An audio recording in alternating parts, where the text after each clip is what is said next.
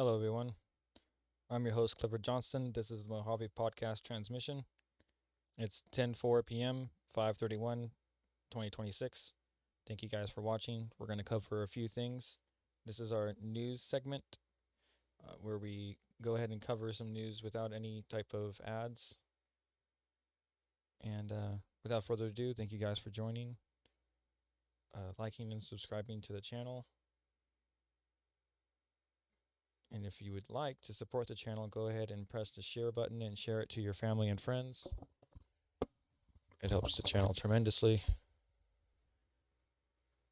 And here we go. Without further, first topic is, this is where LA fire relief money went from Decaf Decoy. We got a China observer after 6 Chinese soldiers caught at U.S. border. ICE exposes massive OPT scam. 10,000 students targeted. So, and I'll be messing with because I'm in the house now, so it's going to be a little bit different, and I got to do stuff, but I'll be checking in with you guys.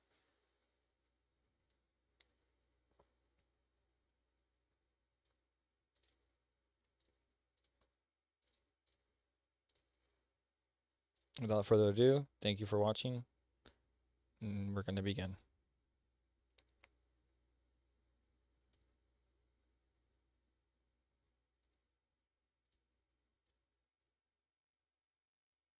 Gavin Newsom just was in Washington, D.C., virtue signaling about President Trump not supporting the victims of the Palisades and Eaton fires. I hope you're sitting down. It turns out the billions Gavin Newsom promised to the victims of the Palisades and Eaton fires are going everywhere but the victims of those fires.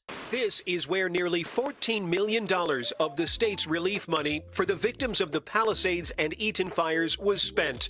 Overtime for CHP officers sent to demonstrations in downtown.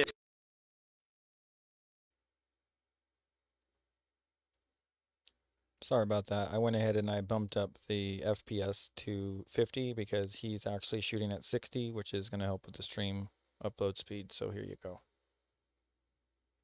Sent to demonstrations, NBC4, is it NBC, ABC, I forget. NBC4, yeah, NBC4. They still can't stop lying. We're watching literal riots, things are on fire, bird scooters are going through the windshields of CHP officers, and they have the audacity to tell you, while you see it for your own eyes, the demonstrations. As if these were peaceful marches against ICE and not paid for riots where multiple people got felony charges for.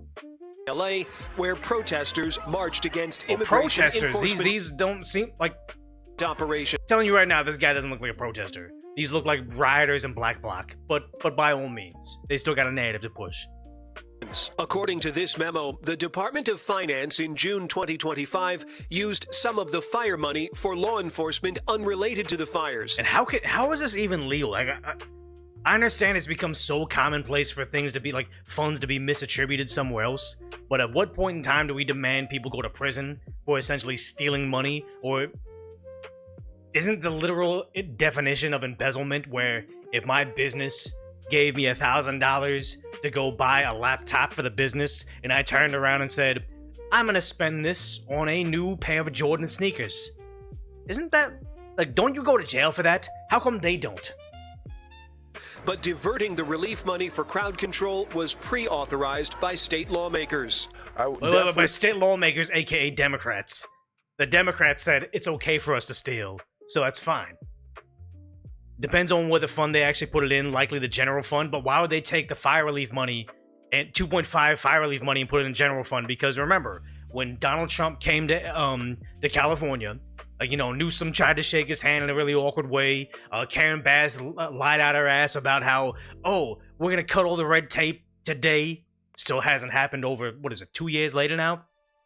All these things were lies, and yet there's been no consequences. Relief money for crowd control was pre-authorized by state lawmakers. I definitely would not want funds directed to anywhere but in the hands of the survivors who've lost everything. But of course, they have to take the money, filter it, skim off the top, give it to their buddy who also skims off the top, give that no-bid contract to their campaign buddy who skims off the top, then maybe we trickle down a couple resources for a photo op of us giving the little money remaining to the actual fire victims. But again, that's just the Ponzi scheme that is, not Ponzi scheme, I guess, but as is the new scam in Governor New Scams, California. This is where nearly $14 million of the state's relief money for the victims of the Palisades and Eaton fires was spent. Overtime for CHP officers sent to demonstrations in downtown LA. And it's crazy how they always try to say, defund the police, we're gonna hire social workers. Doesn't work, never worked. But defund the police, defund the police. And then when they don't, like, fire officers off the force, all they do is have less academies. They put a hiring freeze, so if a batch of coppers retire, they don't get replaced. Bring down the number of police officers to citizens, the ratio. But the same amount of stuff happens, and when the left promotes all these riots as demonstrations, all it does is cause them to need more coppers, and they ironically spend more money paying the time and a half and double time for these officers that need to go babysit the masses. And not the funny part about it is, what happens a lot of the times is they'll freeze out overtime payouts to LAPD officers, so they won't get, like, let's say a guy would work an extra, like, 24 hours in a week. He can't get paid out those 24 hours, but he can bank those 24 hours as essentially paid vacation time. At some point in time, that's got to be paid out, and I've known coppers that will take 2 months off because they just bank so much overtime. Meaning, you brought down the level of law enforcement officers for your city, then because you're too broke to pay out the overtime payments, you're going to bring down the number of officers even more. The politicians on top, they can say, oh, we defunded the police, but the only person that's actually going to suffer are the citizens that require law enforcement to protect them. Where protesters marched against immigration enforcement operations. According to this memo... we already played that. But okay, so everything's going to hell over in California, and then even Caleb Hammer, he's not even a Republican. He's just a based guy that covers stuff. He was talking about how $700 billion of, I believe, California tax payments has fled California. California paid $55 billion in fraudulent unemployment claims in just 2 years. Even 133 inmates on death row got paid. He says LOL, but he lives in Austin, Texas. I still live in California. $55 billion and 133 inmates on death row getting some of that $55 billion is not LOL to me. But instead of fixing that, they just want to tax. Let's break it down in today's documentary. So they do really good work over there. But it's... You say, yeah, California's beautiful. The people who run it made it awful. They turned a literal paradise into a communist hellhole. But, mind you, they find all this fraud. But the only thing California's doing right now is passing the Stop Nick Shirley bill. The bill just passed through California Assembly. Instead of fixing the fraud and abuse that's being exposed, Sacramento Democrats would rather go after the people who are shining a light on it. Transparency matters, accountability matters, free speech matters. And now AB 20. Not enough people are talking about the Stop Nick Shirley Act. I forget what it says. Yeah, AB 2624. That passed just recently, and I mean, I can't believe it. We should be up in arms at this stuff. They shouldn't be allowed to sit there and be like, oh, pass a bill, and they say they don't know what they passed. That's insane. 2624 heads of the Senate. All your senators tell them vote no. They're not going to do it. They're going to pass it. I think Governor New Scam, probably trying to run as more of a moderate Democrat, may veto it when it gets on his desk. We'll see what happens. But I mean, obviously he'll probably try to protect his fraud in his state. But what is this? Like, this is essentially making it you civilly liable when a journalist like Nick Shirley or anybody in his roster goes out there and finds people committing fraud in the state. They're protecting fraudsters, even though they know people are fleeing, even though they're catching $55 billion more fraud, and even though the government is essentially doing the same thing too, they're just making it more difficult. I like the Babylon Bee putting out saying, California passes law making it a crime to report a crime, and I'm telling you right now, it essentially is at this point in time. Especially if it's a crime that is one of the California Democrats' preferred class, like people that are undocumented, because I've told this story before where I had a friend, her father got rear-ended at a stoplight over in the valley, his car got totaled, it was illegal on the wheel, and this was probably 5 years ago. Called the LAPD coppers, they came out and they straight up said, this was when I think Garcetti was in office, they said, well, the mayor doesn't want us enforcing this type of stuff, like they don't have insurance, they don't have a driver's license, they're illegals, they're just here, so you know what, just go file a claim with your insurance company. Insurance rates have skyrocketed since, but the idea that if my friend's father said, no, F that, he injured me, he damaged my car, it's totaled now, I'm gonna do a citizen's detainment of these guys because they don't belong here. They should be detained. They should be turned over at ICE. They're here in this country illegally, committing a myriad of crimes, operating a motor vehicle without insurance, operating a motor vehicle without a driver's license, rear-ending somebody, and also being here illegally.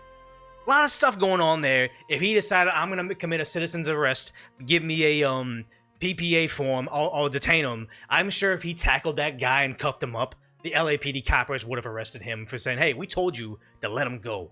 Yeah, California eliminates the First Amendment, it's sad. But it's not the only state that has this issue. Like, what is it? Up in Seattle, Washington, their new mayor's doing, I'd say, arguably worse. What have you done in those regards? Oh, wait. So we're working on that. So we have conversations going on with the departments. And yeah, it's just... What have you done in those regards? Yeah, so we're working on that. So we have conversations going on with the departments. And yeah, it's just... When they find fraud. I mean, I don't think it needs to be explained why it's problematic to have random people showing up to daycares. But they're not daycares. They're fraud centers. That's the thing that the left is fundamentally trying to misconstrue to get you to stop finding the fraud is Nick Shirley didn't show up to like a playground where all the kids were and had on his handy cam watching. It's like, oh, look at the kids here. He's like, no, he showed up. It's like, there's no windows. There's no playpen. We've been here for hours. Nobody's being dropped off. Those people went to jail. The Leering Center guy went to jail, I think. Well, he got arrested. These aren't daycares. They're fraud centers. Be very, very different if Dr. Oz and Nick Shirley didn't find anything over there. But they did, and yet they still kind of say, oh, well, you know, they're showing up to daycares. We got to protect them. Each accusation is an admission at this point. Exactly. The more they fight this, the more you realize they're attached to this. Yeah, I mean, I think the fear in the Somali community is real. The fear in immigrant communities are real, so we're taking that very seriously. If the Somali community is in fear of being caught for fraud, that's a self-admission. Wait, why are you guys terrified of being found out as being fraudsters? You gotta think about this right now. If all of a sudden they said, hey, Koreans are running illegal gambling dens all throughout the San Gabriel Valley, which I don't want to say Koreans, but there are Asians involved. But they say, you know, all Asians, young Asian men with curly hair have been out there running illegal gambling dens in the San Gabriel Valley. If I lived in the San Gabriel Valley, I wouldn't be like, oh my god, I live in fear. They might arrest me being an innocent man not running an illegal gambling den. But the idea that they just think, oh, all Asian people are going to be impacted by this because... Just because you can't tell the difference between us doesn't mean that we can't tell the difference between us. We see ourselves as law-abiding people, and people committing illegal acts, criminals. I don't identify with criminal Koreans. Obviously. Along those lines, have you asked anyone to follow up on the fraud claims either to the Department of Immigrant and Refugee Affairs or SPD? No. So there's, as far as you're concerned right now, there's no reason to suggest there's any sort of fraud.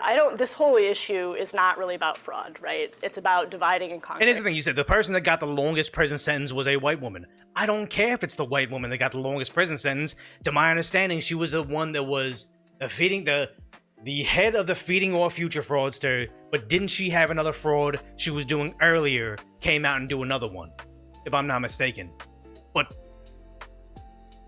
I don't care if the longest prison sentence that went out was the Asian guy. I want fraudsters to go to jail. I want them to go to labor camps to pay off their debt to society. And not necessarily debt to society. Don't think that they were stealing money from taxpayers or the government that prints out money. Think about them stealing money from the actual kids in a daycare, the actual kids that need autism centers. Those are the ones that are actually your victims. It's about making an immigrant community a target, right? There's no...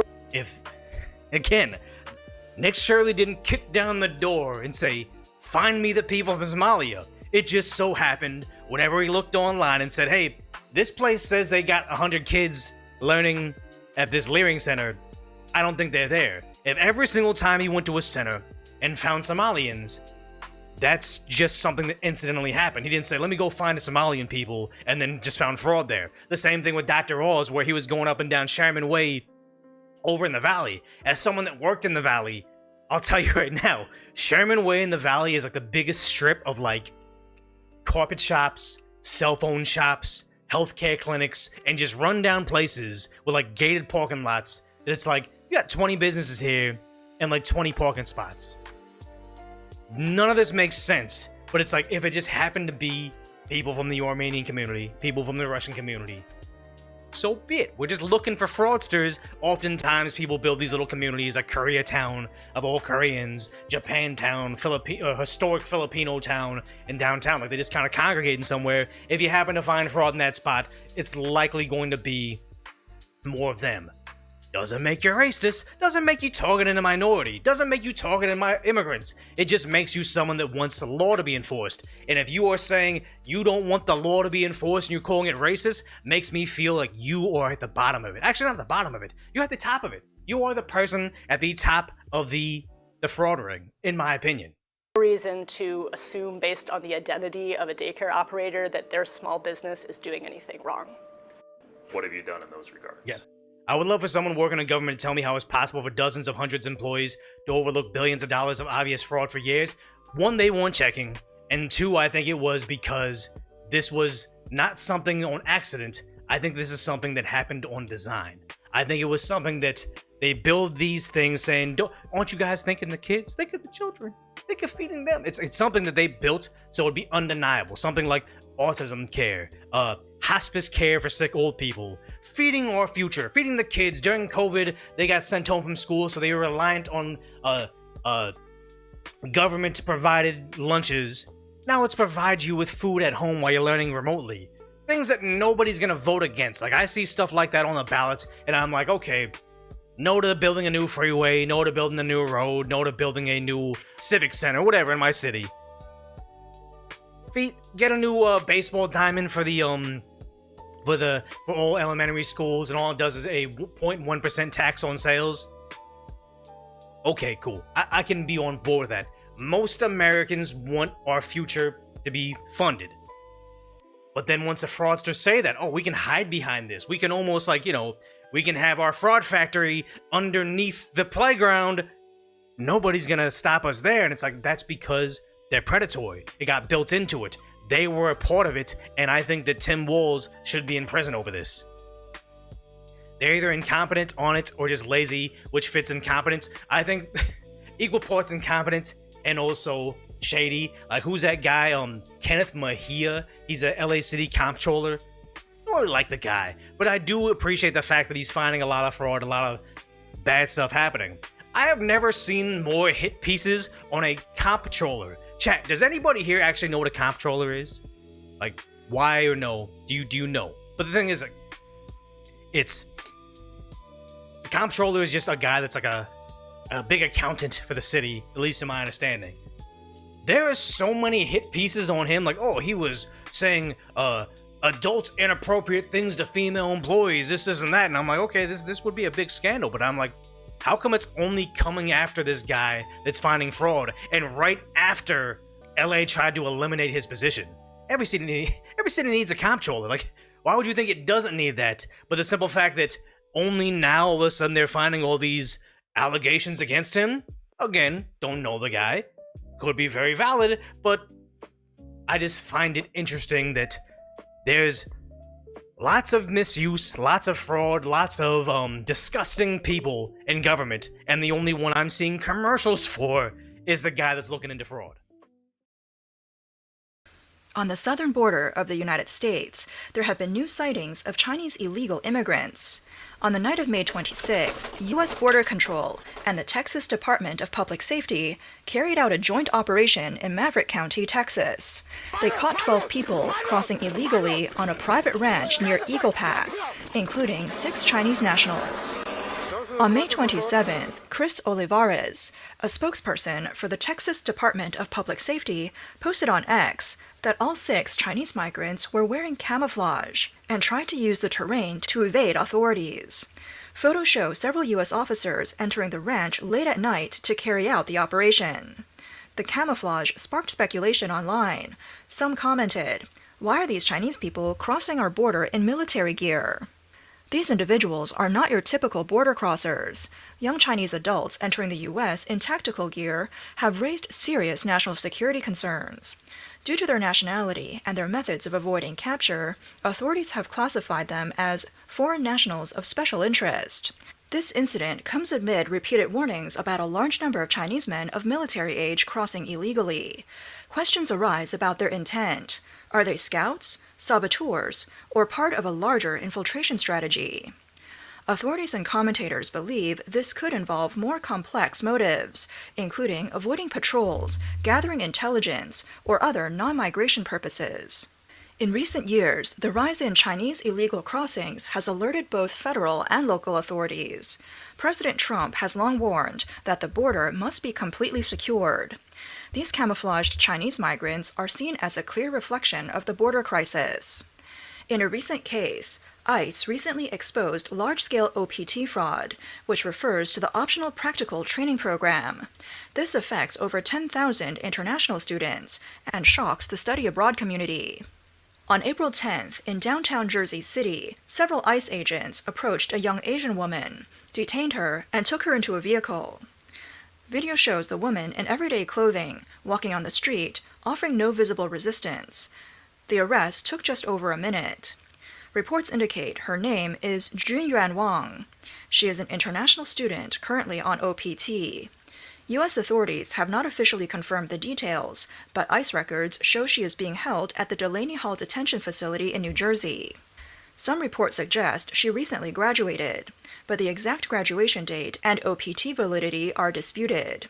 There are also online claims that the woman and her boyfriend were involved in gift card fraud. So far, none of these claims have been confirmed by authorities. While the case mainly involves her immigration status and potential fraud, some online speculation has questioned whether her arrest could be linked to espionage for China. On May 12, 2026, Todd Lyons, acting director of U.S. Immigration and Customs Enforcement, dropped a bombshell. Over 10,000 foreign students across the U.S. are suspected of using the OPT program to commit fraud. He explained that these figures only cover the top 25 employers involved with OPT violations. Lyons stressed, "This is not accidental. It is deliberate, coordinated, and criminal." For many Chinese students, OPT serves as a crucial bridge to an H-1B work visa. But now, the program is under intense scrutiny. Fake employment records, shell companies, and remote operations from India, all part of a shadowy industry, have been laid bare. OPT, or Optional Practical Training, allows F-1 visa holders to work legally in the U.S. for 12 months after graduation, extendable to 36 months for STEM fields. It was designed to attract global talent and boost innovation. U.S. universities and tech companies rely heavily on international students to fill labor gaps. ICE and Homeland Security investigations visited 18 problematic workplaces nationwide. They uncovered shocking findings. Fake or empty addresses. Agents found many reported office locations were either empty, locked office buildings, or ordinary residences with a sign on the door, claiming to be a company headquarters. Some OPT employers even shared a single registered address without any of them actually leasing the space. Discrepancies in employee numbers. In northern Texas, one employer claimed to employ 3 OPT students, but federal records showed 500 listed under the company. Unaccounted employees. In New Jersey, agents inspected a company reporting 150 foreign OPT employees, but found only 1 on site.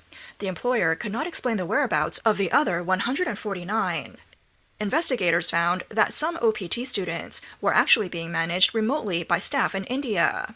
This completely violates OPT rules, which require practical training to be supervised on site by a U.S. employer. In other words, students pay for fake employment records without ever going to work. Money flowed through these schemes. Students paid shell companies anywhere from a few thousand to tens of thousands of dollars in exchange for fake I-983 training plans and employment verification. Most of this money eventually moved overseas through illegal channels. This isn't just a loophole, it's a large-scale, systematic, cross-border fraud network. ICE officials warned that it could also involve more serious crimes, like intellectual property theft or even espionage. This enforcement action comes as part of the Trump administration's broader push to tighten immigration enforcement. President Trump appointed Vice President J.D. Vance to lead a fraud task force. Vance made a strong statement on social media. "We will not tolerate foreign nationals abusing our visa system at the expense of the American people." Clearly, this is another step towards stricter visa oversight at the government level.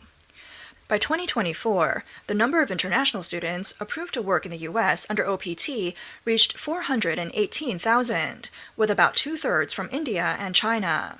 The impact on Chinese students is especially significant. Chinese students have long been major participants in OPT and STEM OPT, particularly in computer science, engineering, and finance. In recent years, amid U.S.-China tensions, economic pressure, and tighter visa policies, some students have turned to middlemen or low-barrier employers to maintain status, avoid returning home, or bypass the risks of the H-1B lottery. These intermediaries often charge high fees and provide seemingly legitimate employment verification. But it's a ticking time bomb. If ICE finds discrepancies by cross-checking SEVIS records, tax filings, actual workplaces, and employer backgrounds, students could face revocation of status, detention, deportation, or even permanent bans. Beyond this, U.S. media and institutions have uncovered cases of scholars at top U.S. universities and labs participating in China's Thousand Talents program. Charles Lieber, former chair of Harvard's chemistry department and a leading nanotechnology scholar, was arrested in January 2020. Starting in 2012, he signed a contract with the Thousand Talents Plan to secretly set up a shadow nanolab at Wuhan University of Technology. He spent at least 9 months a year in China, supervising Chinese PhD students and conducting parallel research. The Chinese government provided him with $1.5 million in funding. Professor Songguo Zheng, a rheumatology expert at Ohio State University, joined China's Thousand Talents Plan in 2013. He used $1.1 million in NIH-funded U.S. research grants for experiments in the U.S., while systematically transferring results to China. In May 2020, he was arrested at the airport preparing to fly to China, carrying a fake passport, Chinese property deeds, and numerous electronic devices. Even more shocking, Chinese officials have personally engaged in espionage. Xu Yanjun, deputy director at Jiangsu Provincial State Security Department, conducted economic espionage targeting U.S. aerospace companies. Starting in 2013, he conducted intelligence on GE Aviation's composite aircraft engine fan blade technology. In 2022, he was sentenced to 20 years in federal prison, the first successful extradition of an active Chinese intelligence officer by the U.S. Department of Justice. The essence of the Thousand Talents program isn't just stealing a few documents. It recruits top scientists to conduct research in China, enabling Chinese labs to catch up or even surpass global peers. For example, in November 2025, the U.S. Department of Justice charged 3 Chinese visiting scholars, Bai Xu, Fengfan Zhang, and Zhiyong Zhang. They worked at Shan Xu's laboratory at the University of Michigan. They were accused of making false statements to customs while attempting to bring sensitive biological samples into U.S. labs for research. While not formally labeled as Thousand Talents Plan cases, these actions often involve close cooperation with Chinese universities or institutions, raising concerns over biosafety and dual-use technology risks. In recent years, amid intensifying U.S.-China strategic competition, the U.S. has focused on preventing United Front-style infiltration, economic espionage, cyber attacks, and political influence operations. agencies including the DOJ and FBI have significantly increased efforts to target Chinese espionage and overseas agents. In another case, Eileen Wong, former mayor of Arcadia, California, admitted in court this May to acting illegally as an agent of the Chinese government. Under her plea agreement, she faces up to 10 years in federal prison, with sentencing scheduled for October 6. The 56-year-old Wong was indicted earlier in May. Between 2020 and 2022, she allegedly followed instructions from Chinese officials to help spread content in the U.S. favorable to the Chinese government, without registering as a foreign agent under U.S. law. This is a rare case of foreign influence reaching local politics in Southern California. Eileen Wong was elected to the Arcadia City Council in 2022 and later served as mayor under the council's rotating system. She announced her resignation on May 11th. Federal prosecutors noted that her illegal activities occurred before she held office, but the case has sent shockwaves through both local politics and the Chinese American community. During her hearing, Wong gave brief answers to the judge. When asked if she was pleading guilty because she was indeed guilty, she responded, yes. Court documents show that Wong and her former fiancé, Yaoning Mike's son, ran a Chinese-language website called U.S. News Center, which publicly claimed to serve the Chinese American community.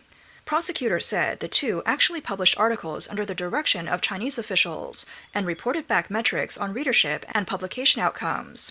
Sun had previously admitted to working secretly for the Chinese government and was sentenced to 4 years in federal prison. The plea agreement reveals that in June 2021, amid international scrutiny of human rights in Xinjiang, a Chinese official sent Wong a link to a propaganda article on China's position regarding Xinjiang, including a piece by the Chinese consulate in Los Angeles, published in the Los Angeles Times. Within minutes, Wong reposted the article on her website and notified the official of her publication. The official responded, "So fast, thank you all." Prosecutors said Wong not only published the articles as instructed, but also modified content based on Chinese officials' guidance and voluntarily provided readership data. In August 2021, after one article received more than 15,000 views, she replied to the official, "Thank you, leader." Federal prosecutors noted that Wong never disclosed to readers that the content was published at the direction of the Chinese government, potentially violating U.S. foreign agent laws. The case has triggered a political storm at Arcadia City Hall. Wong remains out on a $25,000 bail. A federal judge has ordered her not to contact any Chinese officials, including diplomats in the U.S. The Wong case is not isolated. It reflects broader cross-agency efforts by the DOJ and FBI to combat espionage and foreign agent activity. In contrast to Wong's soft infiltration, there are more technical and destructive cases involving cyber attacks. 34-year-old Chinese citizen Xu Zewei was arrested for participating in the state-backed Hafnium hacking campaign. He is accused of acting under the direction of the Shanghai State Security Bureau, engaging in large-scale cyber intrusions that affected more than 12,700 U.S. institutions, including universities, companies, and government agencies. During the height of the pandemic, one of the targets was infiltrating institutions like the University of Texas to steal COVID-19 vaccine and immunity research data. This kind of opportunistic theft during a public health crisis was seen by U.S. authorities as a serious threat. Xu Zewei has been relatively safe within China, but last year, while traveling to Italy with his wife, he was arrested upon landing in Milan. In April this year, he was extradited to the U.S. and now faces multiple charges in federal court in Houston. The FBI stated, protection that Chinese hackers receive inside China does not extend the moment they cross the border. This underscores the U.S.'s commitment to extend its reach through international cooperation.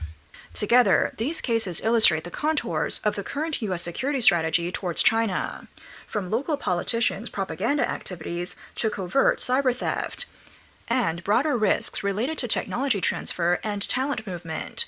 All are subject to systemic review.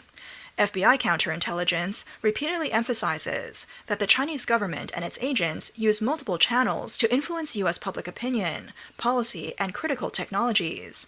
These include media, chambers of commerce, academic exchanges, businesses, and community organizations. Recent DOJ prosecutions show that enforcement has evolved beyond merely catching spies.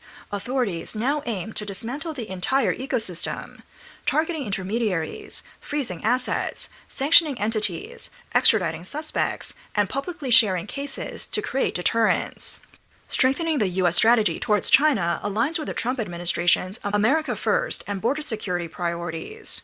OPT fraud, arrests of foreign nationals at the border, and prosecutions of local agents form a multi-layered enforcement network. China's efforts to co-opt local officials, influence Chinese American communities, penetrate universities and businesses, and manipulate Chinese language media and social platforms present a long-term national security challenge. At the same time, large-scale infiltration creates unprecedented anxiety among lawful Chinese immigrants in the U.S., who are urged to exercise strict self-discipline and avoid becoming bad actors in their communities.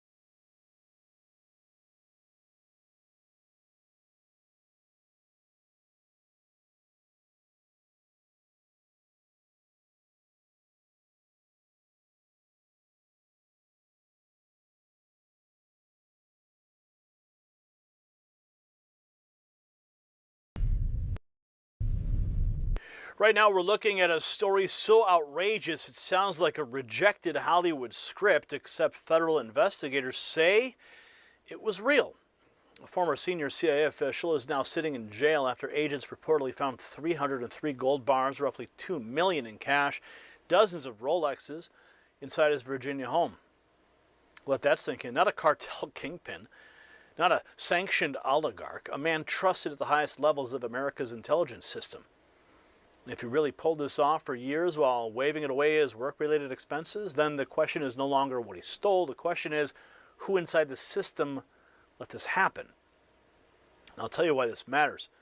You see, it's far beyond any one disgraced bureaucrat. The issue is not just the gold, it's not just the watches, it's not even just the alleged fraud. The real issue is whether one of the most powerful intelligence institutions in the world can police itself at all. According to the reports, David Rush allegedly got his hands on tens of millions in gold and foreign currency. Investigators also say he may have lied about parts of his background just to get hired in the first place. So, where were the background checks? Where were the audits? Where were the supervisors? The American people have been told for years that these agencies are packed with elite professionals protected by layers of oversight and equipped with world-class security systems. Yet now we're being told a senior official may have been sitting on 303 gold bars at home. Under President Trump, Americans are demanding accountability from institutions that got way too comfortable hiding behind secrecy. This story is exactly why that pressure is needed. And speaking of national security, there's another breaking development Americans need to watch very closely. This breaking news on America's critical mineral supply chain. The Saga Metal story we've been tracking just got a lot stronger. Less than 48 hours ago, Saga released new information suggesting its radar project may be sitting on one of the largest titanium and vanadium systems on the entire planet. Now take a look at your screen. Saga trades as SAGMF in the US and SAGA in Canada. To understand the scale, you need to compare China's Panxinhua deposit to radar. Now, the Panxinhua deposit is a state-linked system. It's valued in the multi-billion-dollar range, responsible for over 40% of global vanadium supply. And in the America First era, that matters. See, domestic resource strength is national strength. And Saga looks like they may just have the market cornered. So check the exclusive briefing. It's linked below, but it's only for Next News viewers. And check out the in-depth interview with the CEO I did on this very topic just a few weekends ago. Now let's get back to the scandal that is blowing a hole straight through the intelligence community's credibility, because here is the twist that makes it even worse. Investigators are not just looking at piles of gold and luxury watches. Reports say that Rush may have fabricated key parts of his education, his military background, including claims tied to elite institutions and even pilot service. Think about that. Americans applying for basic security jobs get picked apart over tiny discrepancies, but a man who allegedly rose inside the CIA may have cruised past the gatekeepers. That's where this story stops being just criminal and starts becoming institutional. And once you see the tweets and the reactions pouring in, the outrage only gets bigger. It is official. Former high-level CIA officer David Rush is in jail after committing jaw-dropping fraud, stealing $40 million worth of gold bars. Check this out. $40 million worth of gold bars in his Virginia home. Correspondent David Spunt has details from Washington. Good evening, David. Brett, good evening to you. Tonight, David Rush is a former CIA senior official. He's behind bars accused of stealing 303 gold bars from the agency, worth more than $40 million. While the case is being made public now, the FBI arrested David Rush on May 19th and searched his Northern Virginia home.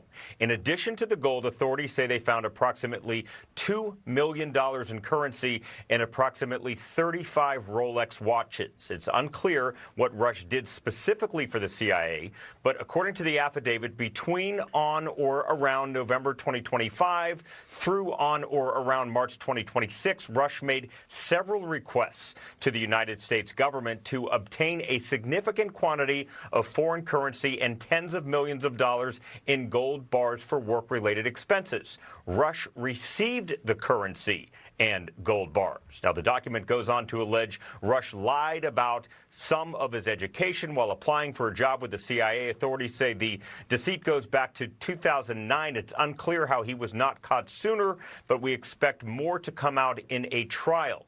In a joint statement, spokespeople for the CIA and FBI tell Fox News on Tuesday, May 19th, is when he was arrested after a CIA internal investigation identified potential violations of the law. CIA Director John Ratcliffe referred the information to the FBI for a law enforcement investigation. The FBI is working closely with our partners at the CIA and DOJ as we continue to investigate this matter fully. A detention hearing to determine whether David Rush can be released pending trial is scheduled for next Friday. Brett? Okay, David, thank you. Up next. So that's the headline.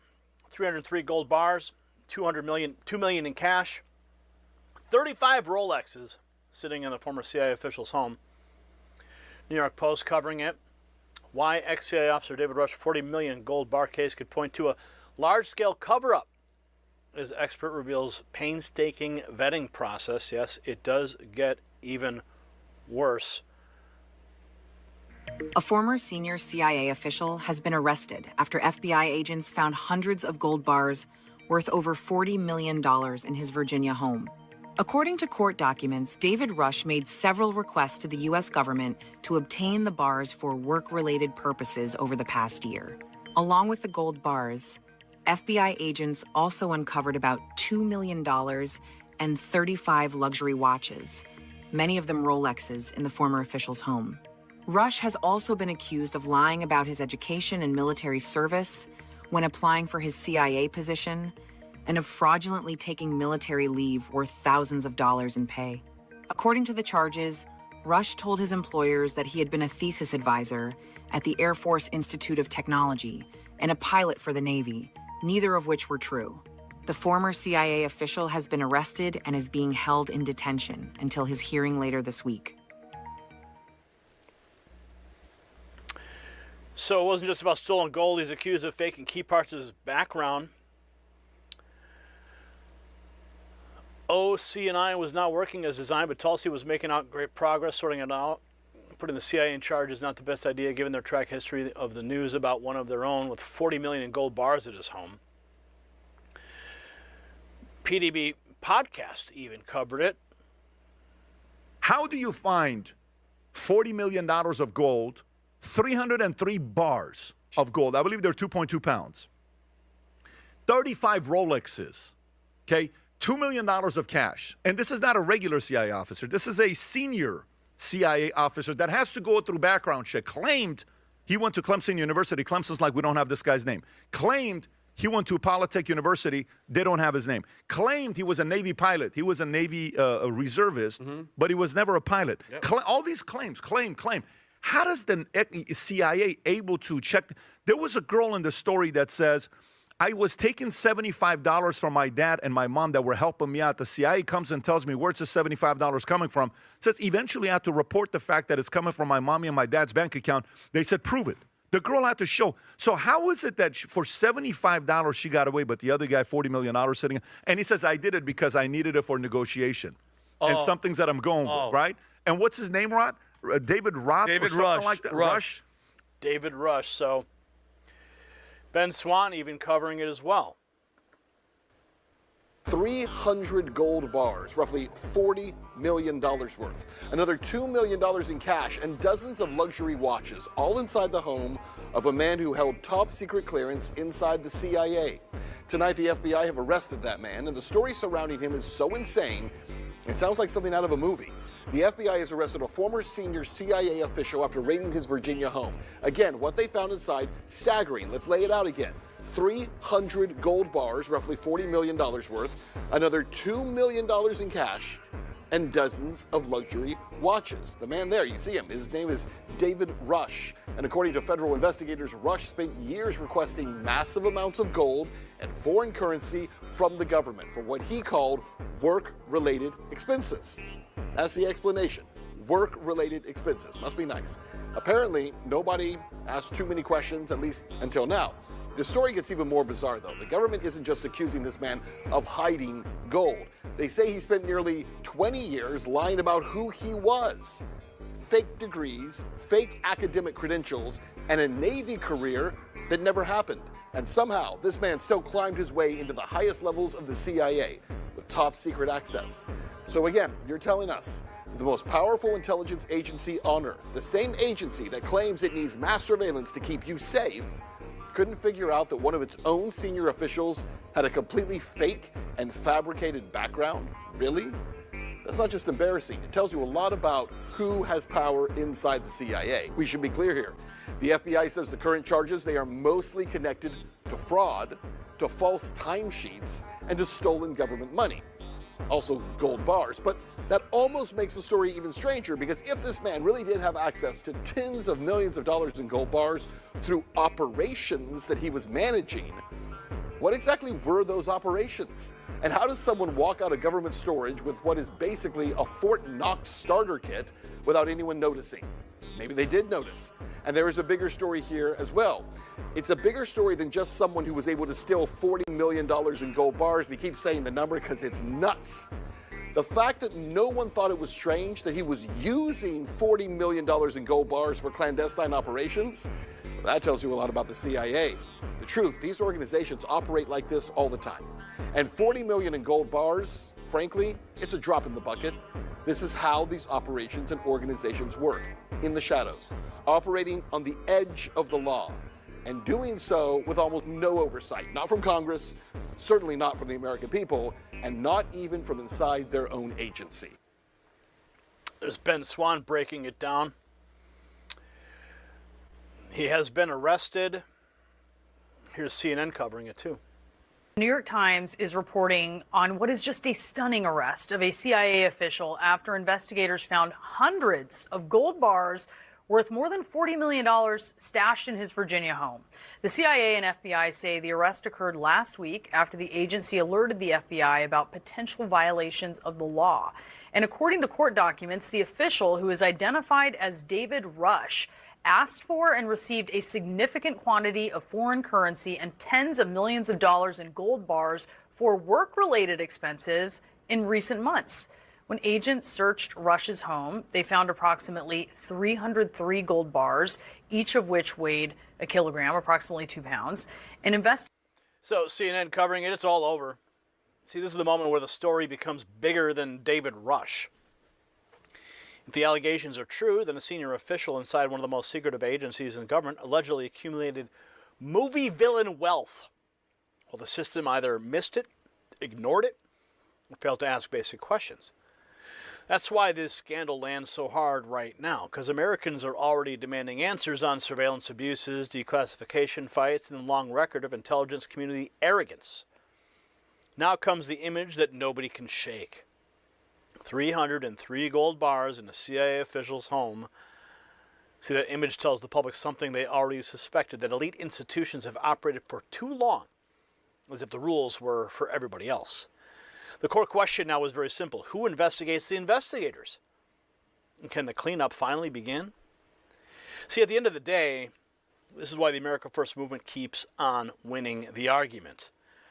Conservatives were mocked for warning that unaccountable agencies insulated from scrutiny would eventually expose themselves. Well, here we are. A former CIA insider behind bars, millions in cash, dozens of Rolexes, and enough gold to make the entire agency look ridiculous. See, President Trump was right to challenge the permanent bureaucracy, and stories like this show exactly why the old guard hates sunlight. The people running these institutions demanded trust while behaving like trust was optional. Not anymore. Americans want answers, prosecutions, audits, and real reform, not another shrug from the same class that always protects its own. So here's my question for you. Do you believe the CIA can honestly investigate itself after this? Yes or no? Drop your answer in the comments, share this report everywhere, and if you're sick of the corruption, subscribe and stay with the Next News Network for the stories the corporate media never wants pushed to the front page. But do this. See those two words? See that number? The words raw feed. The number 844-840-4963. That's how you bypass the algorithm and get the news the corporate media never wants you to see. When the algorithm fails,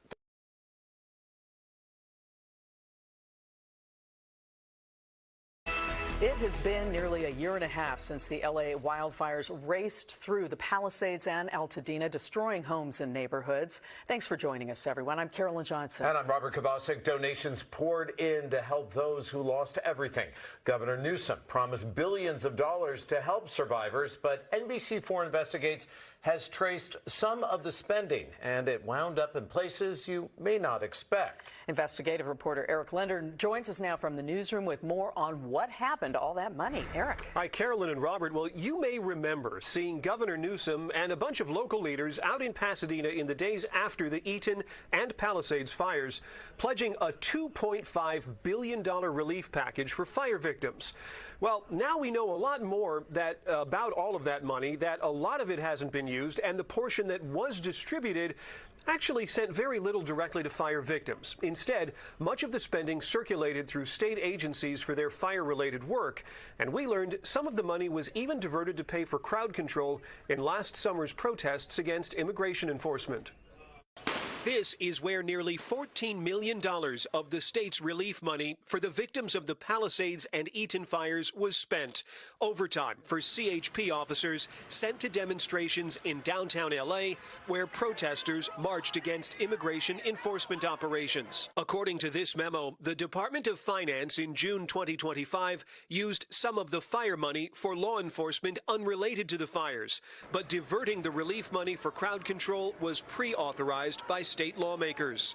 I definitely would not want funds directed to anywhere but in the hands of the survivors who've lost everything. Zaire Calvin has been working to help the victims of the Eaton fire that claimed the life of his sister and destroyed his family's homes. You're looking at my lot, plural, which we had 5 homes on, lost so much. I've been an advocate since the fires, fighting for my community, rebuild everything Altadena. I had no idea $2.5 billion was designated for fire victims. Governor Newsom announced the relief fund near the Eaton fire burn zone in the days after the fires, and fire victims told us back then they needed the help. People who live in Altadena are hoping this is the beginning of more aid and more resources.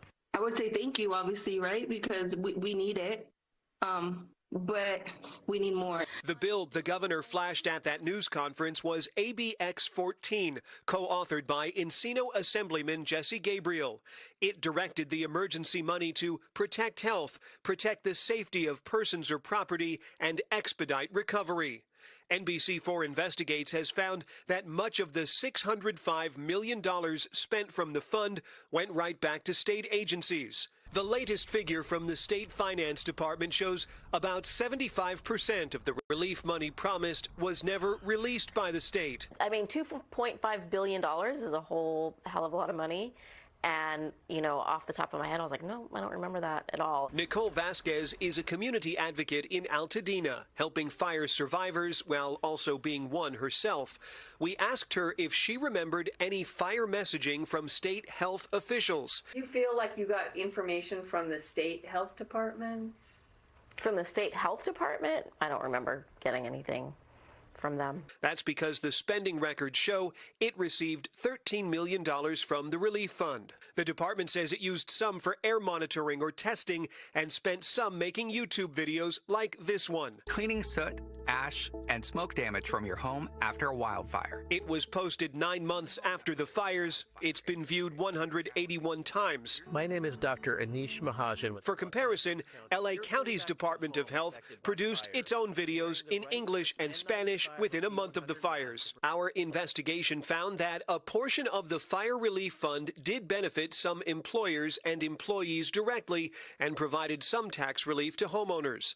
The California Department of Economic Opportunity used $3 million from the relief money to help LA County small business owners and their employees. And $121 million went to LA County for temporary tax relief, as property tax payments were delayed for homes destroyed in the fires. But there were few indications that individual fire victims received direct aid. 100% there should be an expectation of direct help to everyone who lost everything in Altadena, including the 19 people who lost lives, to make sure that there's funding to bridge the gaps. The LA City and LA County departments, fire departments received about $37 million in total from this fund to cover the costs of fighting the Palisades and Eaton fires. But there are major unanswered questions here about why more of this money hasn't reached fire victims. Governor Newsom's office declined our repeated requests for interviews, but they sent a statement late today. They said the money could only be used for projects that would later be reimbursed by FEMA. But we couldn't find language in the bill that authorized this relief fund that said anything about FEMA, and Newsom even said on social media last year there were no strings attached to the use of this money. Back to you. All right, Eric, walk us through how you traced all this money, and will we learn more about what hasn't yet been allocated? Yeah, so our producers and researchers and me, we've been working on this for months. In fact, we were close to reporting the story earlier this year, but we wanted to wait until we had the state's financial documents in hand, which, by the way, you can read at NBCLA.com. The State Department of Finance is keeping track of all of the expenditures, and after a lot of prodding, turned over some of the records a couple of months ago. They've updated us, so we know the amount spent as of this week is about $605 million, and the department has promised another account statement in June, so we should know more.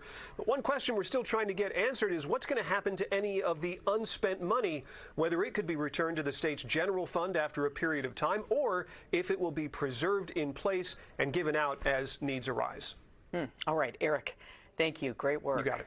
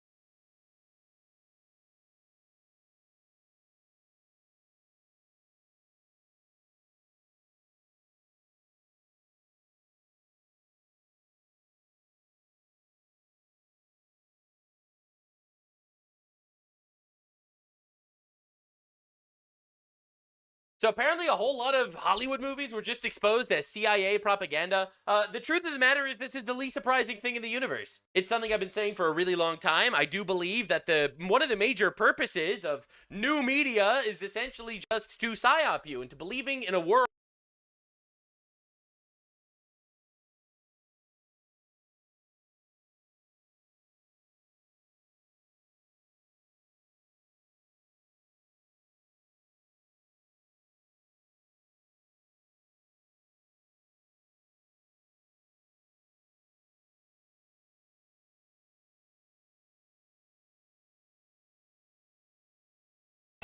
It has been nearly a year and a half since the LA wildfires raced through the Palisades and Altadena, destroying homes and neighborhoods. Thanks for joining us, everyone. I'm Carolyn Johnson. And I'm Robert Kovacic. Donations poured in to help those who lost everything.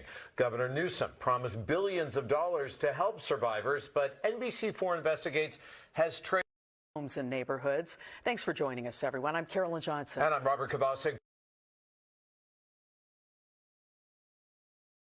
So apparently a whole lot of Hollywood movies were just exposed as CIA propaganda. The truth of the matter is this is the least surprising thing in the universe. It's something I've been saying for a really long time. I do believe that one of the major purposes of new media is essentially just to psyop you into believing in a world that isn't real.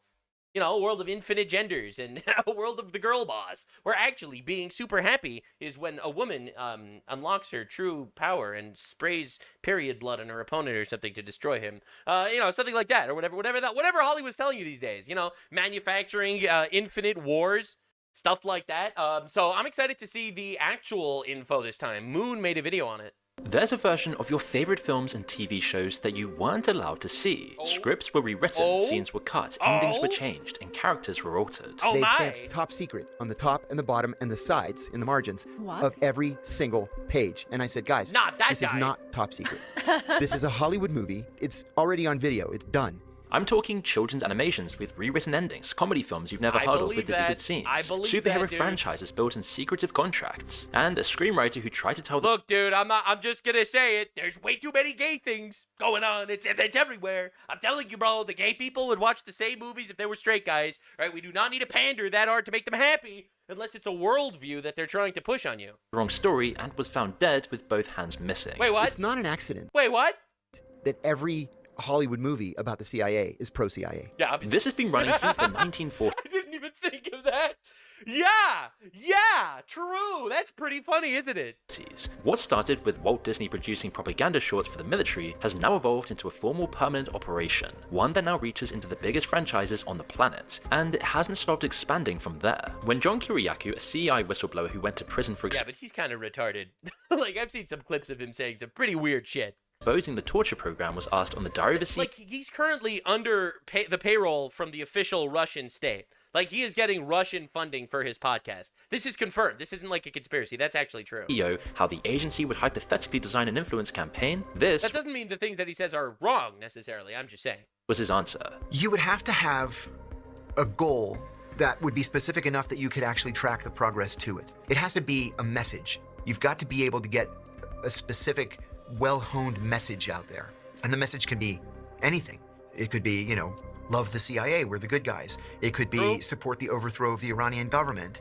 It could be, you know... I mean, the Iranian government are doing better propaganda than any movie that ever came out of Hollywood. And then the Iranian government decided to kill 40,000 of their own people and shut off the internet so we couldn't hear them scream. No, they did a much better job at propaganda than, you know, with the Death to America shit than Hollywood ever could. Any criticism of Benjamin Netanyahu is anti-Semitism. It could be anything you want it to be. You just have to make sure that it's repeated enough. He mentions a couple of things there that are highly relevant right now. Yeah. Take Argo, an Oscar-winning film that almost everyone has heard of. The plot follows a CIA officer who poses as a Hollywood producer to smuggle 6 American diplomats out of Iran, all during the 1979 hostage crisis. As you can Which is a real thing that happened.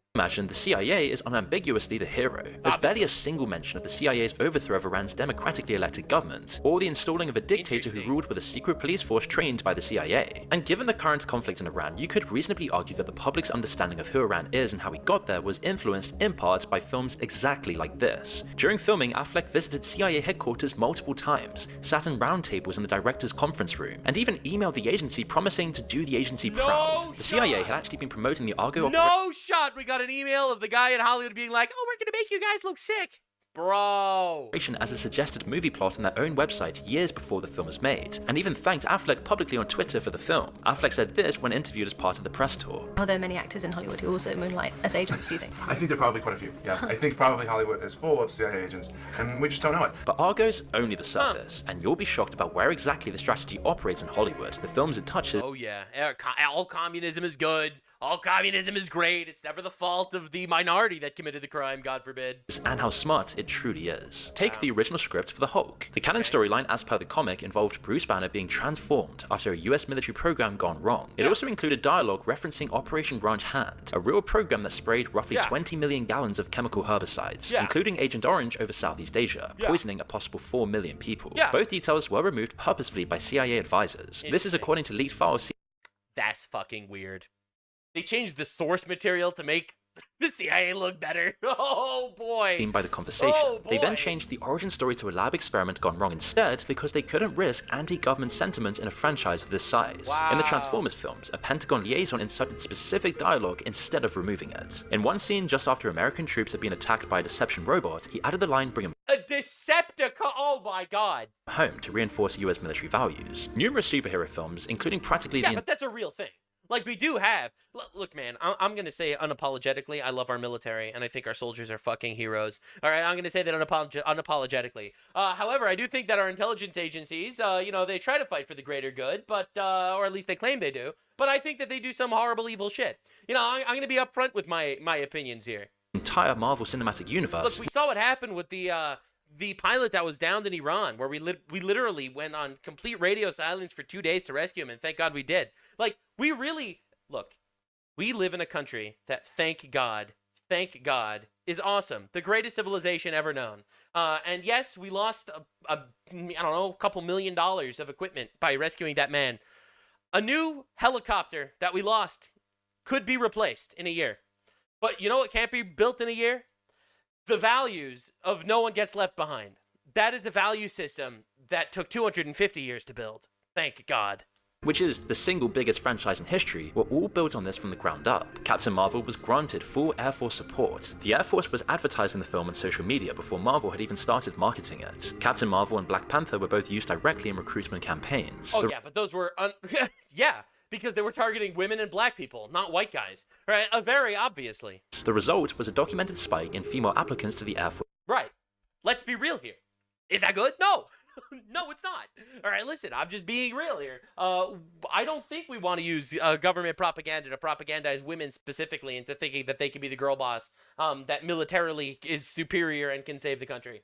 Because it's anti-reality. And that's what I think that Hollywood does mostly. It pushes narratives that aren't real life to psyop people into believing that this is real when it's not. Force Academy. They literally called it the Captain Marvel effect. On Iron Man, which was massively supported by the Pentagon with $1 billion worth of equipment, there were literally fights on set between the directors and the agency. Pentagon liaison Phil Straub objected to a line in which a military character says, "People would kill themselves for the opportunities I have." The director John pushed back, and soon they were standing on the flight lines at Edwards Air Force Base with 200 crew watching. They eventually settled on they'd walk over hot coals, but even then, that didn't make the final cut. But a much weirder example is Meet the Parents, when Ben Stiller's character walks into Robert De Niro's workplace. In the original script, he finds CIA torture manuals. That was rewritten. Now he finds photos. Bro, that is such a loser change. De Niro meeting Bill Clinton. Oh, that is such a loser change. What, are we supposed to make believe that the CIA doesn't torture people? Of course they do. IMDb credits. And you know what? It might even be justified sometimes. What happens in the CIA black site stays in the CIA black site. You know what I'm saying? Chase Brandon as a technical advisor and Milt Bearden as consultant CIA on the film. Weird. Which you can see here. That's weird. These examples just cover what we know for certain from a leak of 60,000 pages of documents, which confirmed the CIA has been involved in more than 2,500 productions in total. The Pentagon runs something called the Entertainment Media Office, a formal liaison operation that works directly with Hollywood studios. They support studios financially, offer advice on sensitive topics. And you wonder why it's like radical left shit that doesn't even make money. Like, I've been saying this for a really long time. Every woke movie fails. Why do they do it? If the goal is to make money, and the woke Jews that run Hollywood, they like money. I can promise you that. So if the goal is making money, then why are they making movies that they know will do worse because of wokeness and woke shit? Like, why engage? Right? Why engage with that discourse altogether? Unless it's literally getting funded by the government. Literally getting funded by the government to psyop people into thinking that the faux reality that they're creating is actually real. And lend them specialist equipment and prime filming locations. In exchange for permissions, the CIA get to read and approve the script before a single frame is shot. They also have complete veto power, and directors are obliged to follow their word. One Pentagon minder said on record, "If they don't do what I say, I take my toys and go away." A declassified CIA document released in 2019 all but confirms that, logging dozens of meetings between the CIA's Office of Public Affairs and executives from NBC, Time Warner, Viacom, Fox, Paramount, and CIA. Weird. The document covers just 2 years from 2014 to 2016. It includes lunches, development deals on campus filming approvals, and meetings to develop CIA-themed TV shows. The CIA has always claimed it merely answers requests on an as-needed basis. Sure. The document shows active outreach. Sure. The agency is going to the studios, not the other way around. But you have to stretch back much further to But why would the CIA need to do that? Unless it's specifically trying to rape your mind. find out when this all began. Because when all cultures are equal, says some really clever woke Jew in Hollywood. With CIA funding, all cultures are exactly the same. It's systemic racism. That's why Zimbabwe's a shithole. one of George Orwell's most important works was adapted into a movie, the CIA had the final say over its closing moments. That film is Animal Farm. No way. We have confirmation that the CIA affected the production of Animal Farm. So for those of you that are unaware, Animal Farm was basically a show about how communism is evil, and they changed it in the new Hollywood production to make it look like capitalism is evil. A classic anti-establishment story about rebelling against power. After Orwell died, the film's rights to Animal Farm were purchased by two men, and both were undercover CIA agents. No This was in way! 1954, No the height of way! the Cold War and the Red Oh Scare, my when the God! fear of communism was at its peak. The CIA funded the entire animation. They hired British animators, deliberately avoiding American studios to create distance and because the agency distrusted Hollywood animators during the Red Scare, and they rewrote the ending. In Orwell's book, the animals look through the farmhouse window and can't tell the pigs from the humans. The line says, quote, "The creatures outside looked from pig to man, and from pig to man, and from pig to man again, but already it was impossible to say which was which." This is the whole point. Revolution replaces one set of oppressors with another. Capitalism and communism are equally corrupt. The CIA couldn't have that message L-take, but anyway. going out, so their version ends with the animals triumphantly overthrowing the pigs in a second revolution. Communism bad, rebellion good, America wins by implication. See, watch how they storm the building and how it doesn't imply the same message as the book at all. It's subtle, but the new version reinforces the division between good and bad. It creates a moral precedent that corrupt systems can be overthrown and replaced with something better, which is a really comforting thought, unless you realize it's exactly the story the CIA tells every time it topples a government. Orwell's ending says the opposite, that power corrupts regardless of who holds it, and that revolution just replaces one set of oppressors with another. The director Joy Batchelor strongly opposed the change, so the CIA threatened to pull financing. The intelligence officer E. Howard Hunt, who later became involved in the Watergate scandal, said the film was, quote, "carefully tweaked to heighten the anti-communist message." Although it was originally aimed at adults, Animal Farm found its primary audience in school over the See, that's what I mean. Good cause. Making fun of communists is awesome. I think only good communists are dead communists, you know, as they say. And I think we should be deporting communists en masse. Absolutely. Communists fucking suck. They're violent retards. But, you know, evil shit. Corrupting an actual work of art for that purpose. US and Europe. By then, the state and media were already deeply intertwined. Governments had correctly identified that the media was the best way to access the minds of the public. Generations of children were shown a CIA-funded film with a CIA rewritten ending, as if this was a faithful adaptation of Orwell. So you may not be surprised to learn that Disney was the testing ground for how effective propaganda could be. While it might be hard to believe today, Disney was actually going broke, and the government offered it a deal. They accepted, and within 2 years, over 90% of Disney's output, mostly propaganda, was government content. Disney characters found their way into all sorts of government materials, including 1,200 military insignia. Walt Disney even personally designed this terrifying Mickey Mouse gas mask, all to make children less afraid during air raids. Oh my god, that is crazy! How have I never seen that? Look at Disney films through the ages, like Snow White, The Incredibles, and Frozen. They're often said to carry some level of deliberate messaging. Yeah, The Incredibles is the #1 conservative movie probably ever made in the history of all time. It's about a man who is actually better and superior, and he's fucking awesome at what he does. And he really is. He's actually incredible, I would even go as far as to say. Eventually, for some reason, society, because of libtardism, decides to stifle down and squash every single person in society, make everyone the same. You're not allowed to stand out. You're not allowed to be different. You're not allowed to be special. You're not allowed to be better. Everyone has to be fucking cubicle people. All right? So bro goes to get an office job. His life becomes shit. His wife stops respecting him because he's not actually doing his best. He's not living his dream. And then you know what? He gets his spunk back and he fucking does shit. And you know what? After he becomes incredible again, he feels better about himself and his wife actually starts respecting him again, only for the family to actually be like, you know what, we are fucking incredible and we are not ashamed of that. The #1 conservative movie ever made. I have to do a full video on it at some point. In a conversation between Theo Von and Robert Greene, the guy who wrote the 48 Laws of Power, Greene said they offer a singular worldview that runs through most Western mainstream media. While modern society came to describe this phenomena as woke, the more important aspect is the consent it manufactures. Oh And what angered me about Hollywood, people pretending to be these liberal, wonderful people in favor of all the best causes out there to create art. When the chips fall onto the table, these civilized people, they'll eat each other. Bullshit. They wanted power. Oh, They loved having the power over people. They would drop the woke stuff tomorrow if they could make more money doing something else. It's just about what's going to bring the buck. Well, where's the money? See, I heard that argument so many times, and I think it's part of the lie. I hate this argument, actually, because everything woke fails. All right, if you look at interest in woke projects, they don't exist. People don't watch the woke shit. People don't like the woke shit. The woke shit actually fucking sucks. It loses money on almost everything it touches, from Star Wars in the movie scene to video games, right, that have been absolute destroyed by woke shit. Look at the new Assassin's Creed game. That was a complete flop.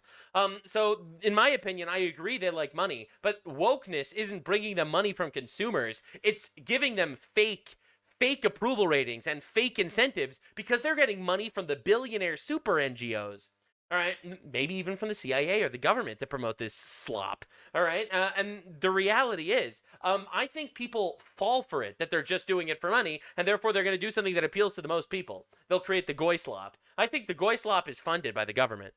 Someone upstream decides what the acceptable worldview is, and the media is passed accordingly. The Pentagon did it with military values. The CIA did it with anti-communism. Hollywood does it now with whatever sells. The product always looks like entertainment and not ideology. These are films watched by billions, not just in the West, but worldwide. So this is also a matter of the image the world superpowers want to project. Soft power has always mattered enormously to the West. Huge military, invincible superheroes, perfect moral values, intelligent agencies that can do anything they please and always win. Now, you might be wondering what happens if someone breaks ranks and goes against the grain. Whether it's possible to subvert the CIA and inform the public of the truth. Well, there has been at least one occasion when someone tried to do exactly that. He was Gary DeVore, a Hollywood screenwriter with major credits on Schwarzenegger's Raw Deal, Christopher Walken's The Dog of War, and Backroads with Tommy Lee Jones and Sally Field. He was deep into a script idea that even his own wife didn't fully understand until after he was gone.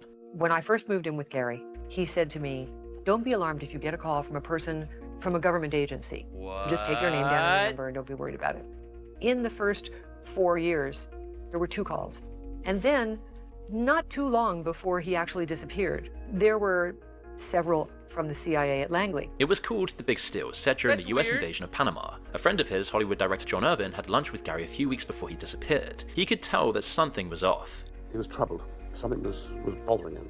He wasn't really in the conversation. He was having trouble with the script he was writing, which he talked about more about not the script, but about a government very, very sensitive, inconvenient truth.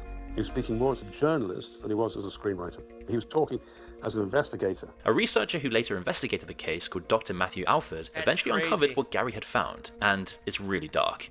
The dictator of Panama, Manuel Noriega, made secret recordings in wired rooms of senior US officials having sex with underage prostitutes, male and No, Shoddy uncovered an Epstein situation.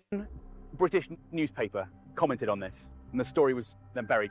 And the guy who wrote it got shot by an anonymous sniper. Gary planned to put that in a Hollywood film. He was driving home through the desert, and then that was the last anyone heard from him. Oh my And he said, "I'll see you later." I never heard from him again. It's like Gary DeVore simply vanished into thin air. There was a massive search, foot patrols, helicopters, $100,000 reward, but 0 leads and no witnesses. He was missing for 374 days. But then his Ford Explorer was found beneath 15 feet of muddy water at the bottom of the California aqueduct, despite the aqueduct having been searched extensively. His laptop containing the script was missing, his gun was missing, and his hands were missing. Why were his hands cut off? Listen, the man had his fingers removed. Why? Why? In my own mind, feel that there is a crime here.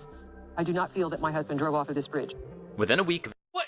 He drove off the bridge and his hands fell off? Hello? No one's buying this. this disappearance, agents from the FBI, CIA, NSA, and DoD arrived at the family home. After an official went into his office, his computer was wiped. And here's an unlikely connection to meet the parents in other films years later. It was Chase Brandon, the CIA's entertainment industry liaison officer, who was among those at the scene. When Alfred started digging into the case years later, he received a warning to stop what he was doing and leave while alone. You know, of course, you've received an informal or semi-formal warning from a CIA and DoD contractor who said to you, back off the CIA, you're going too far with this now. These people can and will ruin your life and come knocking on mine and your doors. A former White House official from the Reagan and George Bush administrations confirmed that DeVore harbored a deep-rooted relationship with the agency, and considered the case as the hallmarks of a cover-up. The CIA declined to comment on the entire situation, and the case officially remains open. So, and there's just nothing you can do about this. And they're just so corrupt, you can't even, like... There's just nothing you can even do about this. Like, what are you gonna do? Complain? Who are you gonna complain to? You're gonna complain to the people that did this? Oh my god, dude. It's just fucking demoralizing. We're up against, like, a real monster, and the only way to win, in my opinion, is to completely and utterly, radically change the ideologies of the people. And that is the current war that's being held. You know, heartbreaking as it is, all right, you have to tell people that the fake reality that they're showing you on these feel-good TV shows and movies is not an actual real reality. It's actually a giant psyop to rape your minds, right? And to convince you that infinite debauchery is actually a good thing. And it's really not.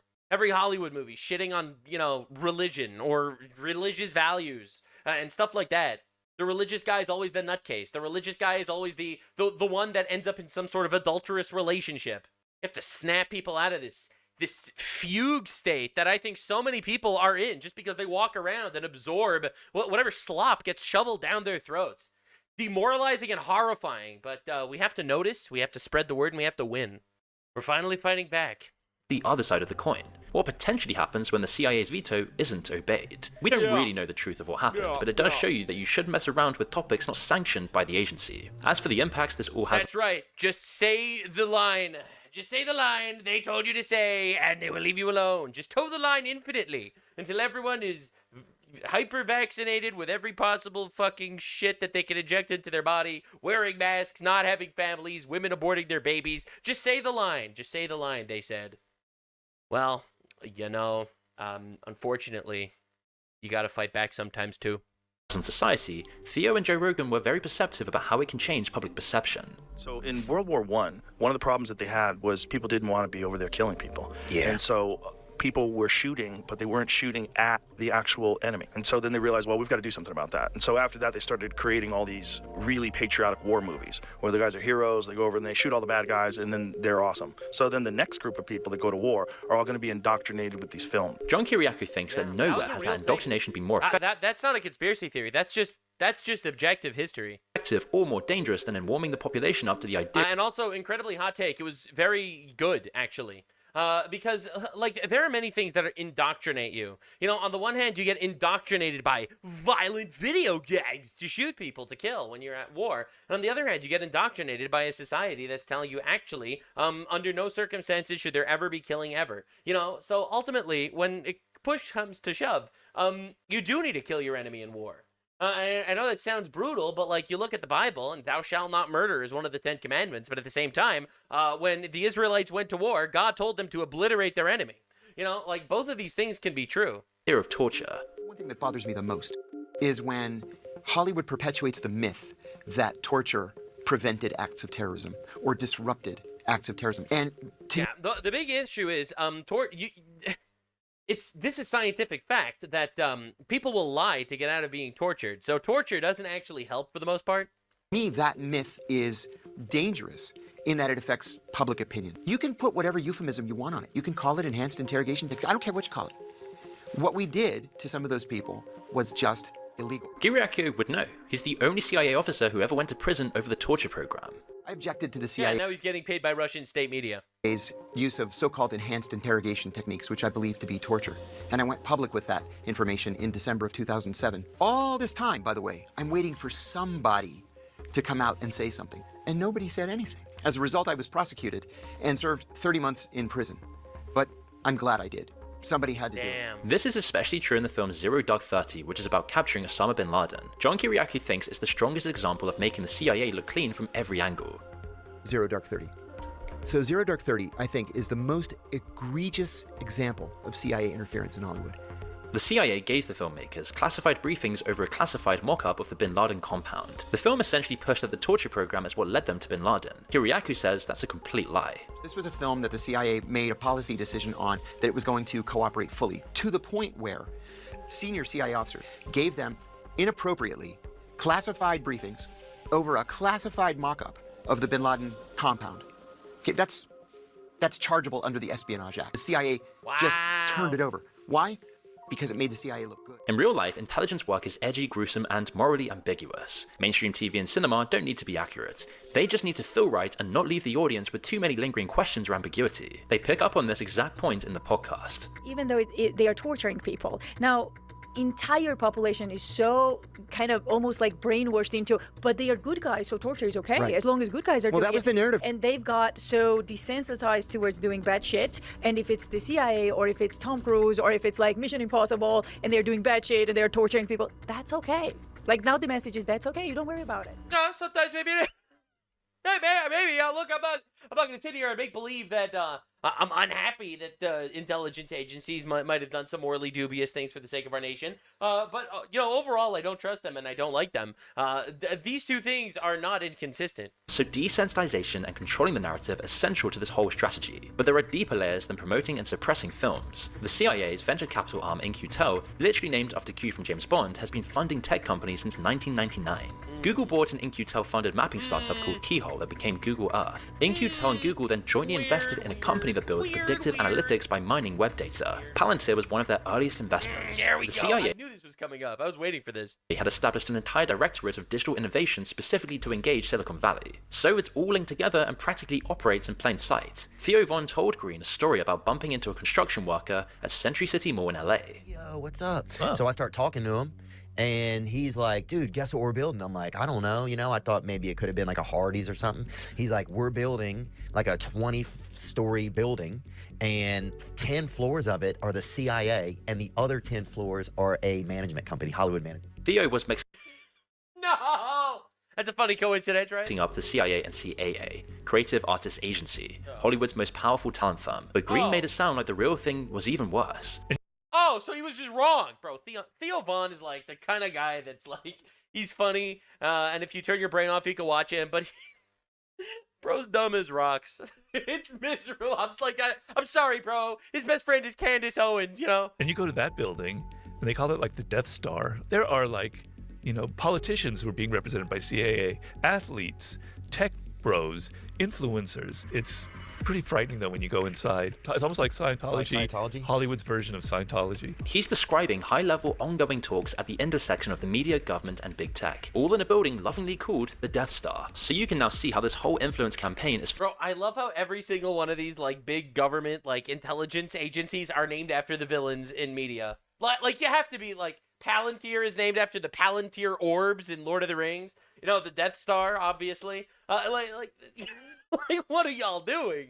Far bigger than cutting lines in Marvel movies. It relies on cross-collaboration between multiple arms of state and private power, and the product hasn't stopped at the cinema. It's been actively following the audience, which means you, wherever you go, including online. Do you think the CIA have a strategy for podcasters and for podcasting? I think, yes, now they do. It took them a little while They absolutely do. to get current, but just like I know that because I criticize England, okay? All right? A lot. The British government with their migration policies. And I, in my real life, am scared to actually go to England because they might connect funny, wacky, blue anime character on the internet to the real me. And I say that because I've gotten, like, emails of people actually, from places actually looking into me. That's scary as fuck. I don't want to go to England and get arrested because, Nuxanor online is talking about how Keir Starmer should not be importing infinite rapists into the country. I don't like that idea at all. They, over time, developed a strategy with Hollywood. Sure, they're developing a strategy with podcasters. This strategy is consolidating as we speak, which will only make it easier. I mean, to be fair, I'm probably going to do a separate video on the podcasters that are compromised by the CIA, but, like, they're the guests. If I have a podcast and I'm just dude bro 69 420 on the internet making dude bro content that wants to interview interesting dude bros, all right, and then some fucker at the CIA is like, hello, I would love to come on your podcast. I jump at the opportunity, right? I'd love to interview some CIA guy to tell me that everything's okay and Epstein was just totally just some random guy that was just kind of perverted, Agencies like the CIA to wield greater control over the narratives. Larry Ellison, whose company Oracle now hosts TikTok US algorithm and controls its content moderation, just bought Paramount through his son David. And if their bid for Warner Bros. And Discovery goes through, you can add CNN, HBO, Warner Brothers, Cartoon Network, Nickelodeon, MTV, Comedy Central, Discovery, TLC, TBS, and TNT to that list. An internal memo obtained by NPR confirmed the Ellison-led entity will control Listen, guys, it's just business. It's totally not to psyop you. What's allowed and what's not on the platform. Bernie Sanders called it oligarchy. And Oracle, which sits Yeah, but Bernie Sanders is retarded. underneath all of this, has held government contracts with the CIA and the Department of Defense for decades. Whatever you call it, the media pipeline is now shorter than it's ever been, and in fewer hands. There's a through line from Donald Duck selling war bonds to Captain Marvel. Selling Air Force recruitment to Google Earth, tracking your location has never been broken.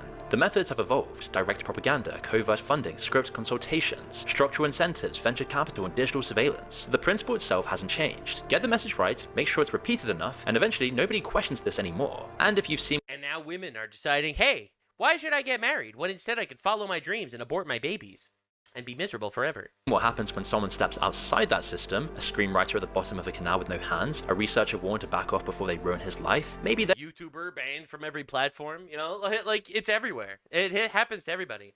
Right, just say the line. then you understand why so few people ever try. Yep. It's not a theory about— And that's why if you're your average influencer that plays video games for a living, let's say, if you ever want to get political, if they ever get political, it's always to libtard politics. They're always going to celebrate Pride Month and use the right pronouns and shit like that.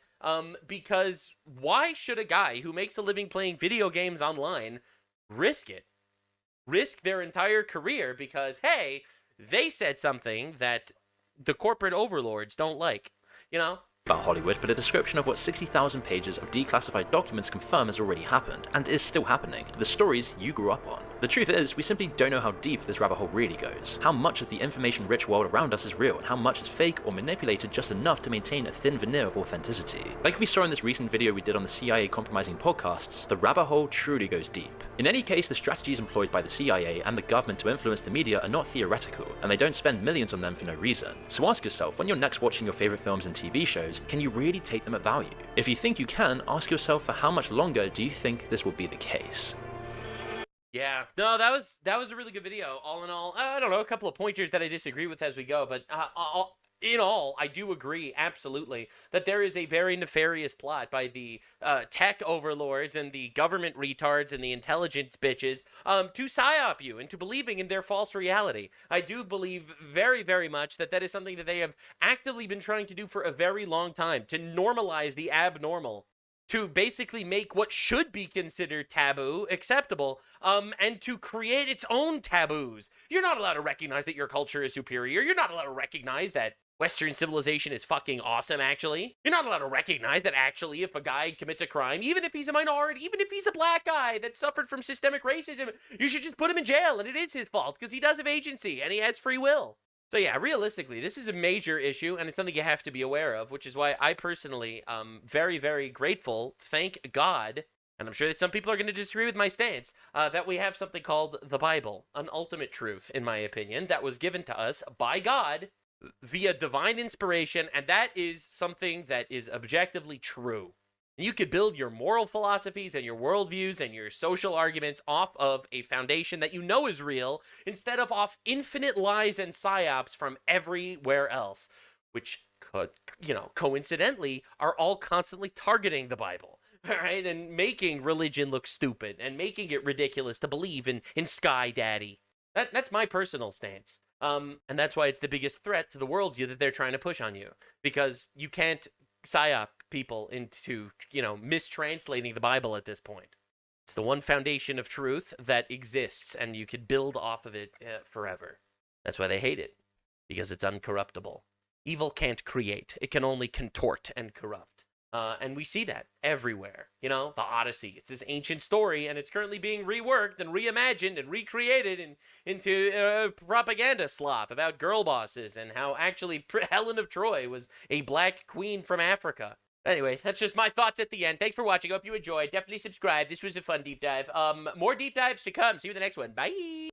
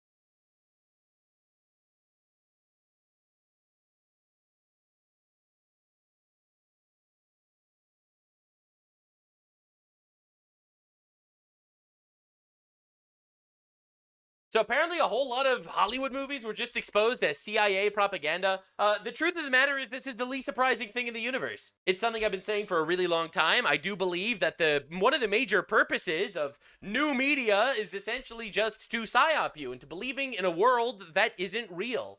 You know, a world of infinite genders and a world of the girl boss, where actually being super happy is when a woman unlocks her true power and sprays period blood on her opponent or something to destroy him. You know, something like that, or whatever Hollywood's telling you these days. You know, manufacturing infinite wars, stuff like that. So I'm excited to see the actual info this time. Moon made a video on it. There's a version of your favorite films and TV shows that you weren't allowed to see. Scripts were rewritten, scenes were cut, endings were changed, and characters were altered. They stamped top secret on the top and the bottom and the sides in the margins of every single page. And I said, guys, this is not top secret. This is a Hollywood movie. It's already on video. It's done. I'm talking children's animations with rewritten endings, comedy films you've never heard of with deleted scenes, superhero franchises built in secretive contracts, and a screenwriter who tried to tell the— Look, dude, I'm just gonna say it. There's way too many gay things going on. It's everywhere. I'm telling you, bro, the gay people would watch the same movies if they were straight guys, right? We do not need to pander that hard to make them happy, unless it's a worldview that they're trying to push on you. The wrong story and was found dead with both hands missing. Wait, what? It's not an accident. Wait, what? That every Hollywood movie about the CIA is pro-CIA. Yeah, this has been running since the 1940s. I didn't even think of that. Yeah, true. That's pretty funny, isn't it? What started with Walt Disney producing propaganda shorts for the military has now evolved into a formal permanent operation, one that now reaches into the biggest franchises on the planet, and it hasn't stopped expanding from there. When John Kiriakou, a CEI whistleblower who went to prison for but he's kind of retarded. Like, I've seen some clips of him saying some pretty weird shit. Exposing the torture program was asked on the Diary of a CIA. Like, he's currently under the payroll from the official Russian state. Like, he is getting Russian funding for his podcast. This is confirmed. This isn't like a conspiracy. That's actually true. How the agency would hypothetically design an influence campaign. That doesn't mean the things that he says are wrong, necessarily. I'm just saying. Was his answer. You would have to have a goal that would be specific enough that you could actually track the progress to it. It has to be a message. You've got to be able to get a specific, well-honed message out there. And the message can be anything. It could be, love the CIA, we're the good guys. It could be support the overthrow of the Iranian government. It could be, I mean, the Iranian government are doing better propaganda than any movie that ever came out of Hollywood. And then the Iranian government decided to kill 40,000 of their own people. And shut off the internet so we couldn't hear them scream. No, they did a much better job at propaganda than, with the Death to America shit, than Hollywood ever could. Any criticism of Benjamin Netanyahu is anti-Semitism. It could be anything you want it to be. You just have to make sure that it's repeated enough. He mentions a couple of things there that are highly relevant right now. Yeah. Take Argo, an Oscar-winning film that almost everyone has heard of. The plot follows a CIA officer who poses as a Hollywood producer to smuggle 6 American diplomats out of Iran, all during the 1979 hostage crisis. As you can Which is a real thing that happened. Imagine, the CIA is unambiguously the hero. There's barely a single mention of the CIA's overthrow of Iran's democratically elected government, or the installing of a dictator who ruled with a secret police force trained by the CIA. And given the current conflict in Iran, you could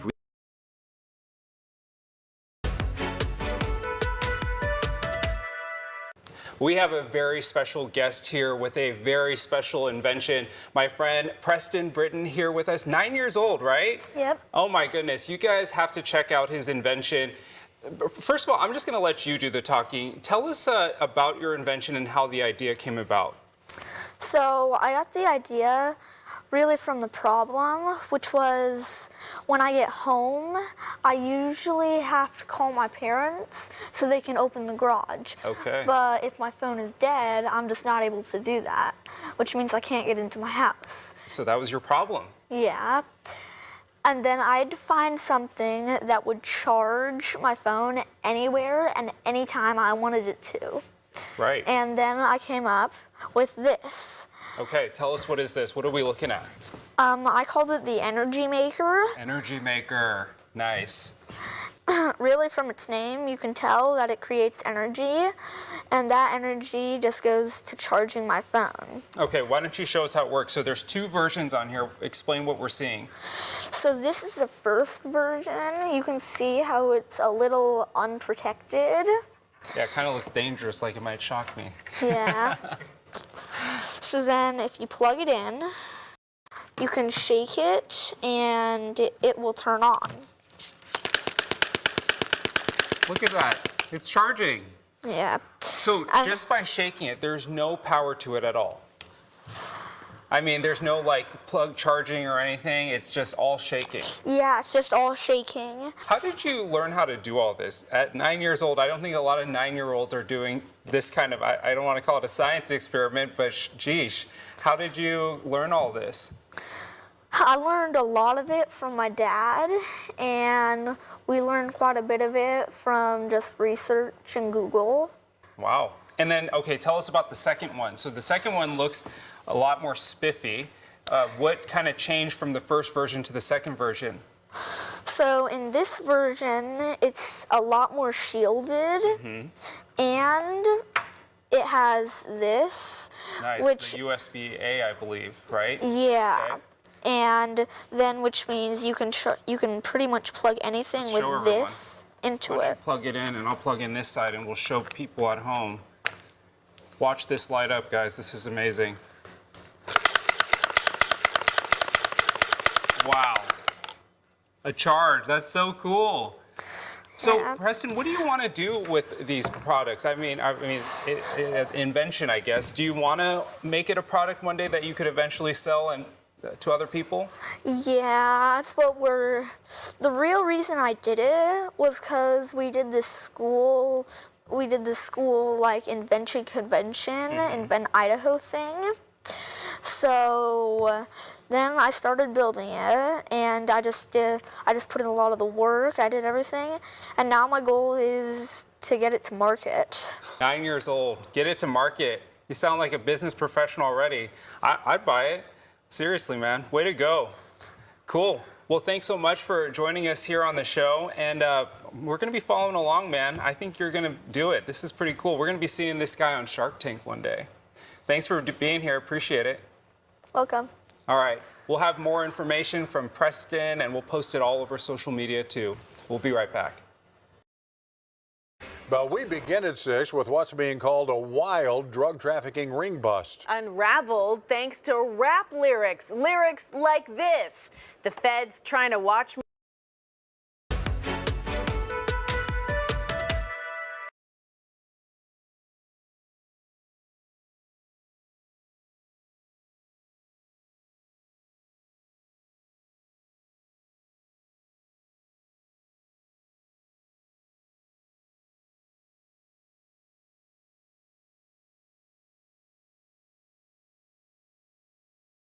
Bro, this shit was crazy. 1 dead, 780 arrests. Jubilant celebrations turned into rioting and clashes with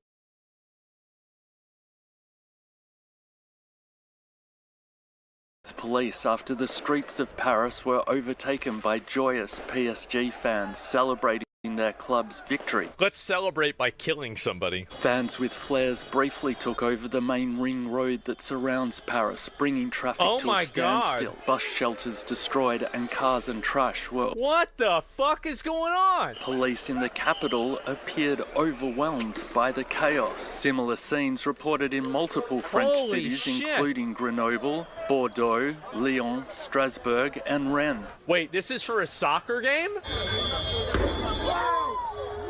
The riots and clashes with the police are now taking place at the next to the Eiffel Tower.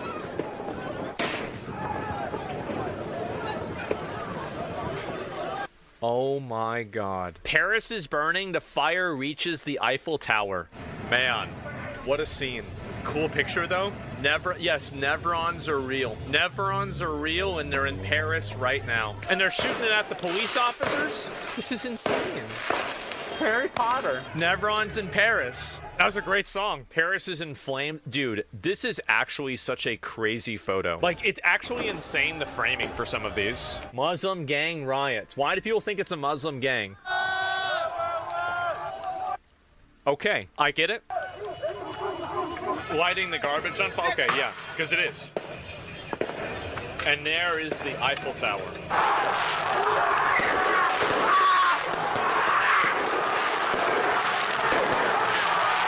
And this is the aftermath? Holy fuck. It's like a fucking war zone. This is how Polish fans celebrate their club's victory. Wait, so you're telling me you don't have to burn down the city? Why would you destroy your own country? This is the problem. I'm going to just be brutally honest, and I'm going to speak in plain English. I think that Hitler mind-fucked and the Nazis mind-fucked all of Western civilization into thinking any degree of cultural preservation is inherently evil. All of these countries, I think, were so deeply, profoundly affected by World War II, they view any level of cultural preservation through the lens of Nazism. And because of that, it's led them down basically a suicide path. They're unable to acknowledge that there is a problem. They're unable to do that because they don't want to be perceived as this evil that they have recently overcome. PSG wins the CL? No.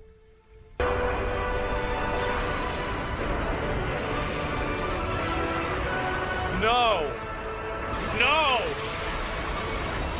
No! They can't do this!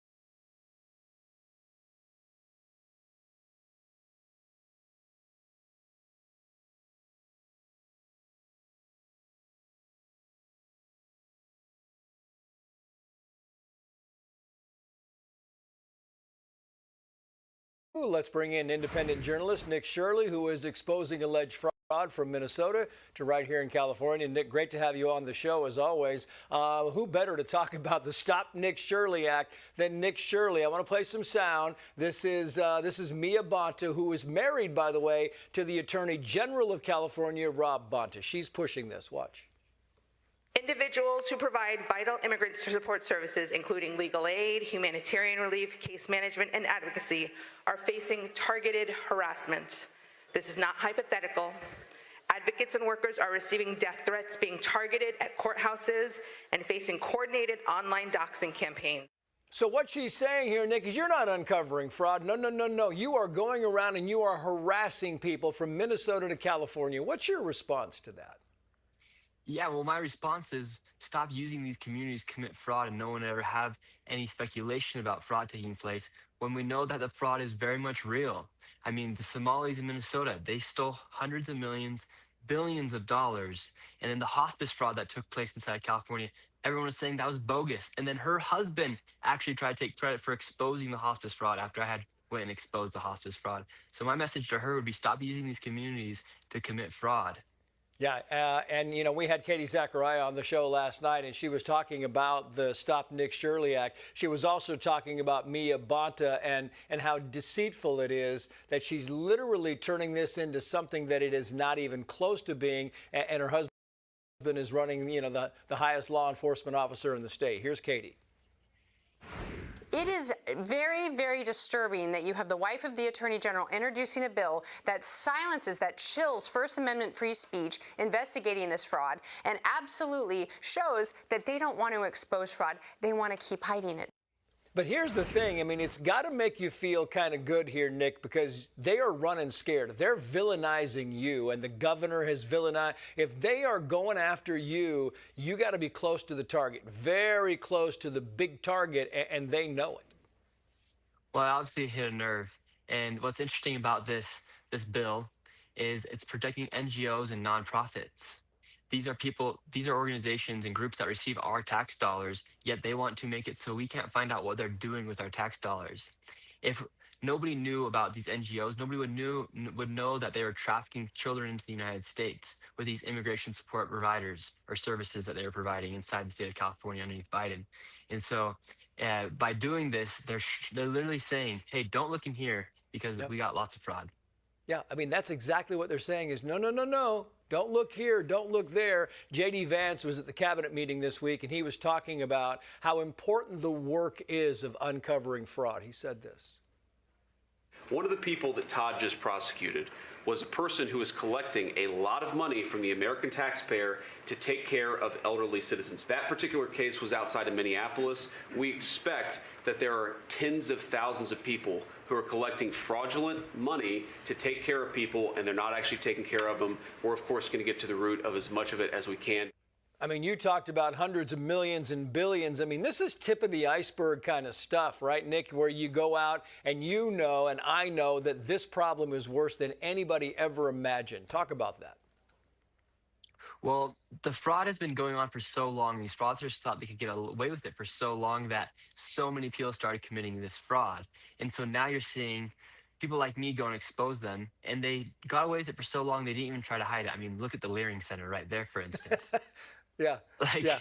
They literally got away with it for so long that they thought that nothing was going to happen. And now that the fraud's starting to be exposed, they're just like literally freaking out because they know their time's up, or they know that they could be the one to be investigated next.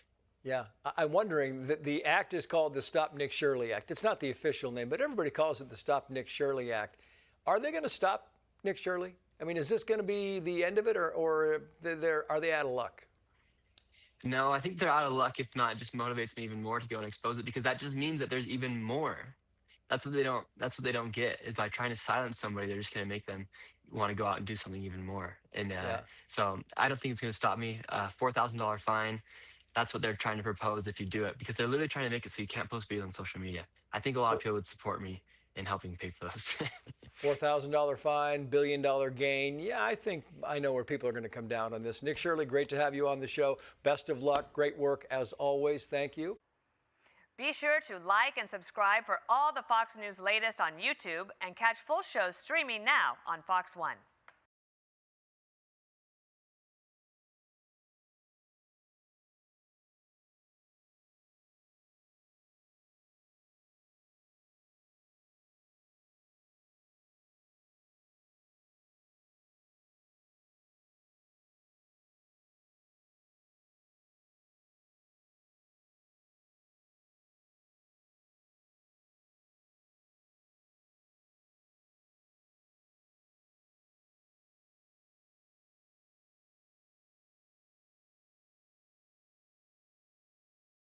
So, I actually still remember the first time I saw a picture of a T-Rex in one of those books I used to read when I was still in elementary school. And well, naturally, for pretty much everyone who sees a picture of a T-Rex, the first question that comes to mind is, okay, why exactly do they have such tiny arms? How can you have such a scary giant with such a comically small arm that looks like nothing we have today in any of the animals? And though in the last few decades there's actually been quite a few explanations and potential propositions, today we're going to discuss one study that seems to have solved this mystery once and for all. And well, hello wonderful person, this is Anton. Today we're going to discuss some of the recent studies about T-Rex, one of the most misunderstood animals to ever walk on the planet, that, as you probably know from the movies, has always been described as this king of the tyrant lizards.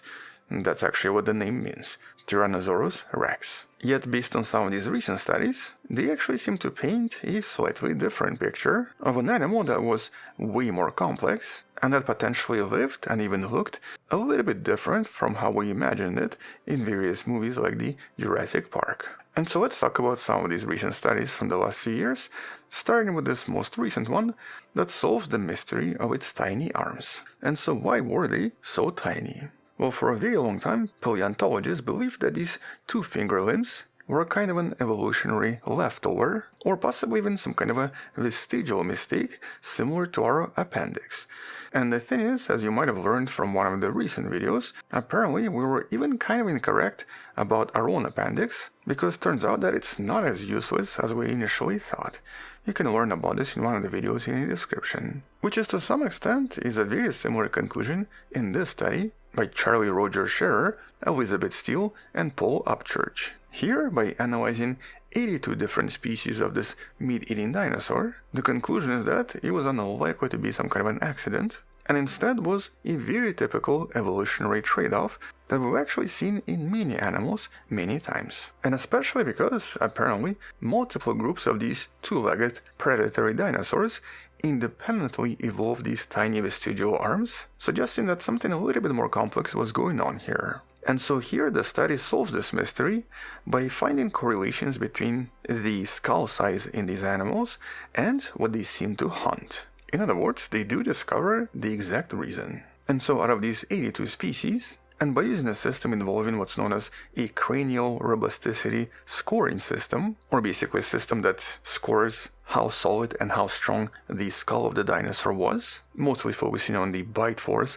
and the overall strength of the bones, they actually found a direct correlation. Here, the shrinking arms seem to be strongly and directly correlated with both gigantism, or the overall large size of the predator, and, importantly, the strength of their skull. Here it's referred to as cranial robusticity. So basically skulls that were larger, heavier, and more rigid seem to directly correlate with smaller arms. And this was not a one-time fluke. It apparently happened across 5 distinct lineages and resulted in exactly the same appearance. In other words, this was an example of what's known as convergent evolution, with the most extreme arm reduction seen in 3 major apex predator families. The first one was obviously the T-Rex, but this also happened in Abelisaurids. As you can see here, it barely has any arms, and Carcharodontosaurids, such as the famous Gigantosaurus. And so despite similarity in appearance, they were actually entirely different species and were not directly related to each other. And the reason they kind of look the same is basically the same reason why we have so many different animals evolving into crabs. And that's because back when they were alive, there was an evolutionary advantage to have a large body size and a powerful skull. And this seems to have been historically driven by the type of available prey, specifically massive sauropods and ceratopsians. Or in other words, in order to hunt something like this, you had to have something incredibly strong, because nothing else would take these animals down. And so here the study concludes that as a lot of the prey grew larger, the overall hunting strategy underwent a massive functional shift. Instead of relying on grasping forelimbs, something that, for example, velociraptors have in order to grab their prey, and instead of relying on sharp claws, these dinosaurs evolved a highly robust skull capable of delivering bone-crushing, powerful bites. And because the head and the jaw became the primary highly optimized weapon, the selective pressure to maintain large, energetically costly arms dropped completely. In other words, having these large arms was completely useless, and probably even got in their way because they were mostly relying on skulls to do all of the hunting and, of course, eating. And so over time, there was a functional shift, causing the arms to reduce in size across multiple unrelated lines of giant predatory dinosaurs. Once again, same reason we have so many animals evolving into crabs, with the T-Rex actually ranking highest in skull robustness amongst all species studied, which means that it does deserve its T-Rex name after all. It is the king of dinosaurs. But this was just the first discovery explaining one of the mysteries. Here we actually had a few additional studies that were not just about bones, but also about studies on molecular biology of T-Rex and even its blood and healing. And one of the most surprising discoveries involved a T-Rex nicknamed Scotty. This was from a different study from 2025, and it was also from the largest T-Rex specimen ever found. And so here, by using specialized synchrotron X-rays, researchers were able to peer inside this specimen and actually discovered a network of preserved blood vessels that was hidden inside the fossil. And these were not just impressions, they actually seemed to be iron-rich, mineralized casts that used to be specialized vessels working to heal the bone while Scotty was still alive. Which actually tells us that T-Rex seemed to have active healing process that seems to be extremely similar to modern birds. And that means that it potentially could survive massive injuries that would have killed other animals. In other words, just like certain modern birds, it was able to heal extremely quickly and was able to repair itself, which was obviously beneficial for its lifestyle involving large prey and a lot of fighting. Then there was also a study in regards to its appearance, and specifically its face.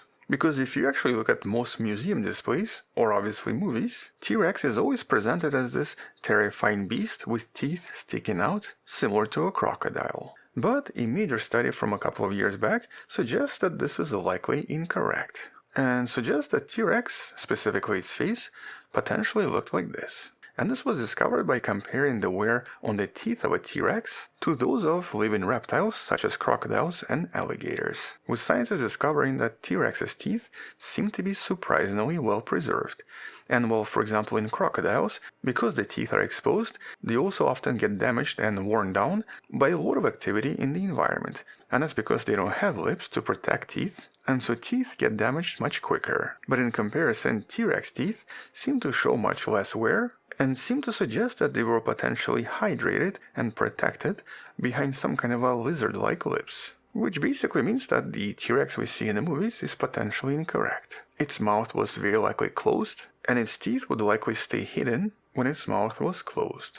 And so only when it opens its mouth you finally get to see these terrifying blade-like teeth, with this being the most likely representation. Then we also have some discoveries in regards to its origin in terms of the actual continent. So we have new clues about its origins, and while previously scientists believed that it migrated to North America from Asia, based on this recent study from March of 2026, this seems to be not the case. And that's because a 74 million year old bone was now discovered in New Mexico that seems to predate the classical T-Rex by several million years. And this seems to be a bone from a possible ancestor that now suggests T-Rex very likely evolved in the American Southwest and was possibly already gigantic several million years before T-Rex became the dominant species. Although interestingly here, a completely separate study also solves the mystery of a slightly smaller specimen that was previously believed to be a teenage T-Rex, but that some scientists refer to as Nanotyrannus. And that's because for years scientists believed that Nanotyrannus was basically a teenage T-Rex, existing because T-Rexes used to grow extremely slowly, and basically some of them perished as teenagers. And it's actually interesting because one of the most exciting specimens discovered of this dinosaur is part of the dueling dinosaurs. This was found in Montana, with the other fossil being a Triceratops. But a recent 2025 study, mostly focusing on the dueling dinosaur specimen, now provided evidence that Nanotyrannus was actually a completely separate species after all. And this was discovered by looking at the growth rings inside the bones, which revealed that they were fully grown adults, in this case at least 20 years old, and not juveniles or teenagers as previously assumed. And this suggests that T-Rex very likely shared the environment with its smaller, faster cousin that seemed to rely on a slightly different hunting strategy. Kind of like similar to how lions share their environment with the faster and more agile cousins, leopards. And so definitely quite a few intriguing discoveries. But why do we even spend so much time studying all of this? And specifically, why study these scary giants? Well, this is not just about curiosity, because here, this also tells us about the limits of biology. And so, for example, by understanding how T-Rex moved, healed, and evolved, we also indirectly learn about how life seems to respond to different extreme environments and extreme types of competition, because it's very similar to what we see today in a lot of different species. And as a result, what we have here is an almost perfect predator, a creature with binocular vision much better than a hawk, a sense of smell rivaling a vulture, and even a brain that was surprisingly large for its size, most likely implying complex behavior. So this was not some kind of a mindless killer with very poor vision, as we were told in the Jurassic Park, and instead was a very sophisticated, highly adapted success story that ruled the terrestrial surface for millions of years. And it might have been even ruling today if it wasn't for that unfortunate accident involving a space rock. You can learn about that in some of the videos in the description. And so on that note, at least for now, that's all we know about this somewhat bizarre, lipped, highly intelligent, and highly efficient predator that ruled the planet for several million years. And once we discover something else, we'll come back and discuss this more in some of the future videos. Until then, thank you for watching, subscribe, come back tomorrow to learn something else, support this channel on Patreon where you can find additional videos without any ads and can name it directly, or by joining the channel membership that grants you early access. You can also support this channel by buying the Wonderful Person t-shirt in the description below. Stay wonderful, I'll see you tomorrow, and as always,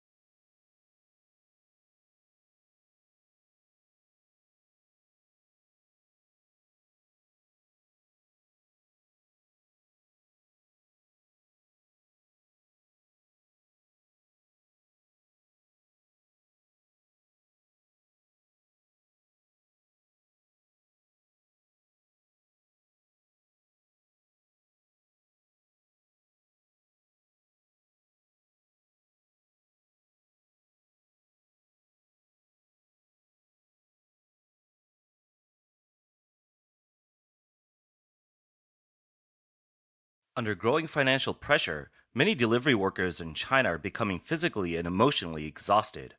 On May 9th, a courier in Zhejiang broke down in tears while delivering food. One video showed a customer who did not provide a clear address, would not answer phone calls, leaving the delivery worker searching for more than 20 minutes. After finally finding the location, the worker threw the food on the ground, and the two sides began arguing. One commenter wrote, "Delivery workers today face all kinds of harassment and unreasonable treatment. It really can push someone to the brink at any moment." Another comment read, "When these emotional breakdowns continue to build, eventually they can erupt like a volcano." On January 17th this year, a delivery worker in Guangxi was seen delivering food with his child during the winter. Many people watching online said they felt sympathy for him. Chinese authorities had earlier suppressed a documentary that exposed the reality faced by delivery workers. In April this year, Sanlian Life Lab released a 28-minute documentary titled The Life of China's Food Delivery Riders in 2026. After it sparked widespread discussion, authorities ordered it removed. The documentary focused on Yuxinzhuang village near Beijing's North 6 Ring Road, a place known as Delivery Worker Village. Yuxinzhuang village is often the first stop for many people who move to Beijing looking for work.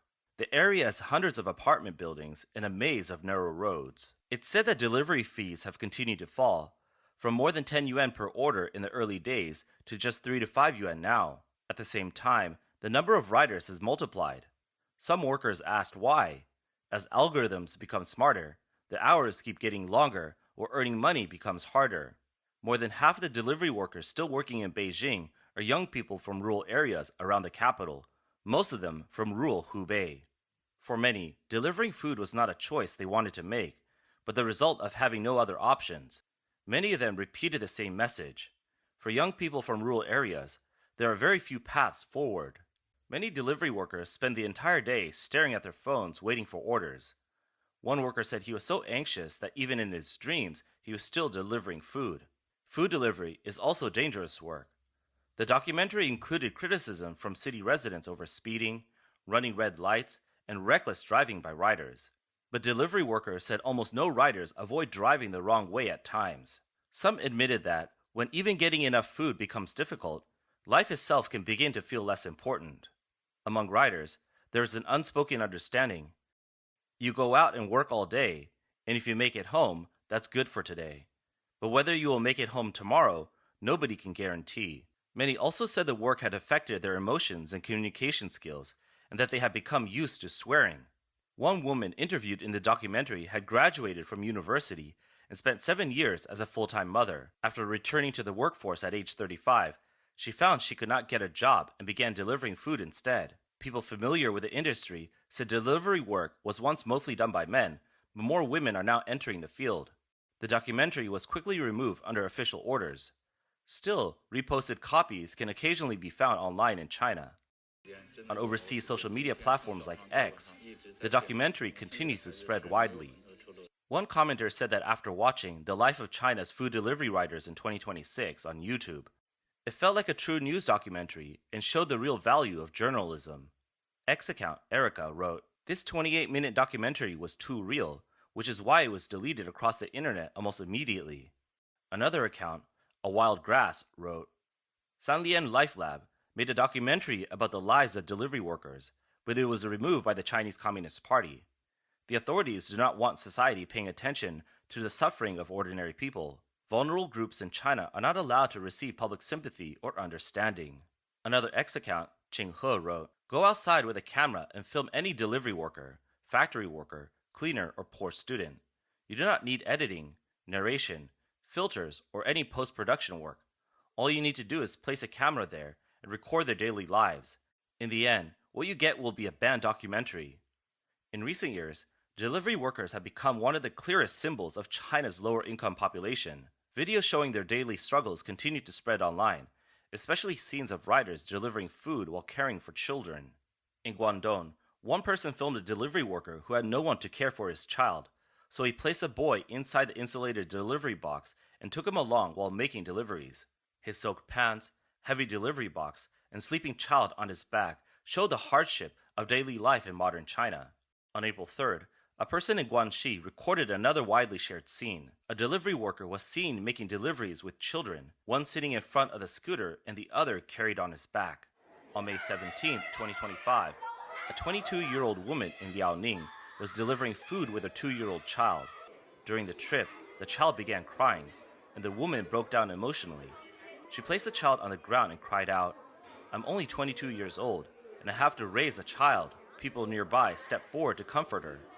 Late at night on March 10, 2026 in Guangzhou, a female delivery worker carrying an infant was involved in a traffic accident while making deliveries.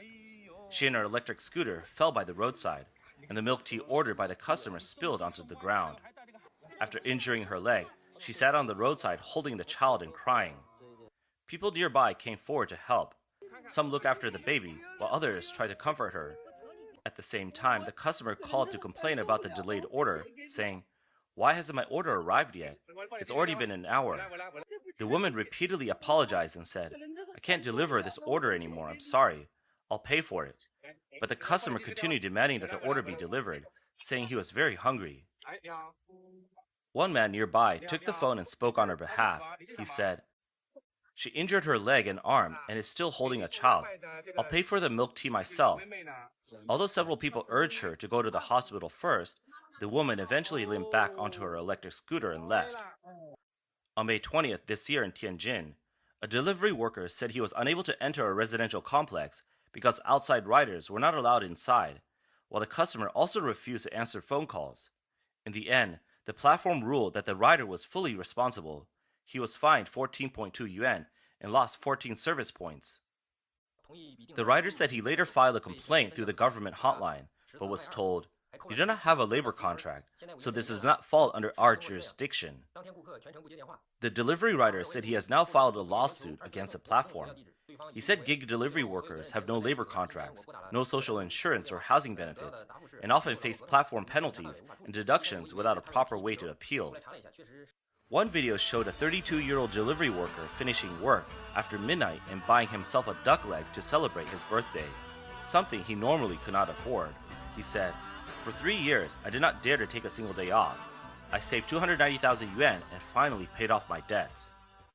On May 22nd, delivery riders in Wuhan posted complaints in online rider groups. One wrote, "Why does it feel like there are more and more riders? Shouldn't there be fewer by now? Is every other industry even harder than food delivery?" Another wrote, "A 3.5 yuan order at Jindi Plaza has 70 riders competing for it." Others complained that the platform kept assigning unreasonable orders, forcing riders to travel 2 kilometers without a delivery and causing late penalties. Competition in the delivery industry has become intense, and many riders push themselves to the limit. Cases of sudden death are reported from time to time. In October 2024, a delivery worker in Guangzhou collapsed while making deliveries. On May 15th, a supermarket delivery worker in Beijing was seen struggling to walk while carrying more than a dozen bags of groceries. Reports said he earned only about 5 yuan for the order. People online responded by saying, "Wasn't food delivery supposed to be a job where you can enjoy the scenery along the way?" One delivery worker in Beijing said the industry is no longer as profitable as before. He said riders once earned more than 10,000 yuan a month, but now many earn only 6,000 to 7,000 yuan. He also said the number of delivery workers in Beijing has tripled, with many recent university graduates joining the industry and making competition even fiercer. On May 22nd, a delivery worker surnamed Zhu in Guangdong accepted an order covering 16.6 kilometers. The restaurant paid 31 yuan, and the customer added another 10 yuan, for a total of 41 yuan. But Zhu received only 26 yuan. He said food delivery is becoming more expensive for customers, while life is becoming harder and harder for riders. As China's economy slows and unemployment rises, more middle-aged people facing financial hardship are turning to delivery work. Official figures released in 2023 said China has about 12 million registered platform delivery workers nationwide, though authorities have not updated the data since then. The documentary, The Life of China's Food Delivery Riders in 2026, produced in April by Sanlian Life Lab, estimated the number had exceeded 13 million. Some outside observers believe the real figure could be even higher. Stories about the hardships faced by delivery workers continue to appear online. but Chinese state media rarely report on them. Instead, last year, state media highlighted that China's online food delivery market had reached 545 million users, accounting for about half of all internet users in the country. The report said China has become the world's largest food delivery market. State media also said China now handles more than 80 million food delivery orders each day. One report highlighted a writer who's about 30 years old in Xiamen, Fujian province, named Songman, describing him as a delivery king who completed 53 orders in one day and earned 326 yuan in delivery fees. At the end of November 2025, China Central Television and Meituan released a short promotional video featuring delivery riders speaking about their work. One writer described food delivery as a job where you can enjoy the scenery along the way at any time. The video quickly sparked controversy online, with many accusing state media of romanticizing hardship while ignoring the struggles faced by riders. The video was later removed. On November 30th last year, in Guangdu District, Kunming, Yunnan Province, a delivery worker was filmed eating in a restaurant while carrying his child between deliveries. After the video spread online, many people compare the scene with a happy delivery worker image promoted in a CCTV video, pointing to the sharp contrast between the two. The Chinese Communist Party has also expanded its control over groups including delivery workers. On April 27th this year, authorities issued a document titled Opinions on Strengthening Services and Management for New Employment Groups, calling for stronger party leadership over these workers and urging them to listen to the party and follow the party. In China, the term new employment groups mainly refers to people working through internet platforms in flexible or loosely structured jobs. This includes couriers, delivery riders, ride-hailing drivers, e-commerce workers, and live stream hosts. Most are people born in the 1980s and 1990s. They come from different backgrounds, often face heavy workloads and unstable employment, but can enter the industry with relatively low barriers. According to official figures released in 2023, the number of people in these new employment groups had already reached 84 million nationwide. China Affairs analyst Wang He said the authorities have introduced grid-style management, high-tech surveillance, and new social management systems to bring these 84 million workers under tighter control. He said the demand for these groups to listen to the party and follow the party reflects a political effort to strengthen control. He also said that throughout Chinese history, large floating populations have often been difficult to control. On July 21, 2024 in Shanghai, 2 traffic police officers stopped a delivery worker wearing his work uniform. They first took his phone and then removed the key from his electric scooter, reportedly preparing to seize the vehicle. The delivery worker threw one of the officers to the ground, pinned him down, and shouted angrily, "Are you forcing me to rebel? Are you forcing me?" In August 2024, delivery riders in Hanzhou, Zhejiang Province, staged protests after what they described as repeated harassment and fines from local police. The incident began after a security guard at the Greentown Shishi Sentry Center allegedly demanded that a delivery worker kneel down. The confrontation triggered protests involving hundreds of riders, and authorities later deployed large numbers of special police officers, leading to clashes at the scene. On December 22nd last year, hundreds and possibly thousands of delivery riders gathered in protest at the Heneng Puli residential complex in Changsha, Hunan province, after the complex banned riders from entering on electric scooters to make deliveries. That night, one rider wore a crown and a yellow robe printed with the words, "Why do you not kneel before your emperor?"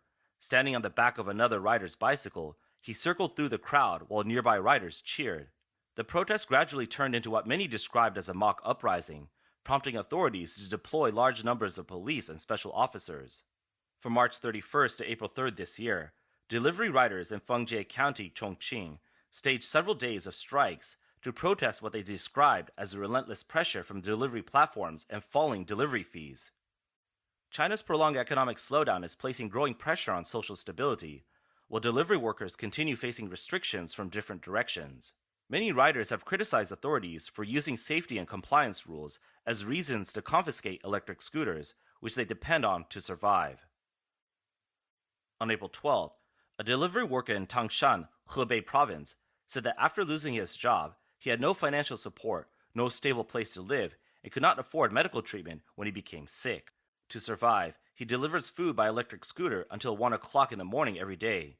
He said pensions, education, and healthcare are all more important than electric scooters, yet authorities continue tightening restrictions on scooters. He added that while some people may see an electric scooter as insignificant, for him it's a tool for survival. He said, "The chance of being hit by a car may be 1 in 10,000, but without an electric scooter, the chance that I starve to death is 100%. On May 24th this year, a delivery worker in Jiangsu called for the creation of a union for delivery riders. He said, "I want to organize a union as a delivery worker and negotiate with the platforms to improve our treatment. We really cannot keep waiting while the platforms control everything. I checked, and this is legal. Tomorrow, I plan to visit the local federation of trade unions to ask about the process." On May 25th, the video was removed from Douyin. China expert Wang He said delivery workers are generally younger, highly connected through the internet, and highly mobile, making them more likely to speak out than many other groups.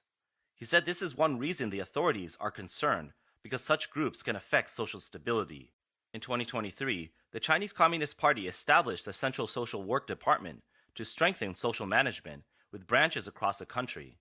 The department oversees petitioners and is also responsible for party building and grassroots governance.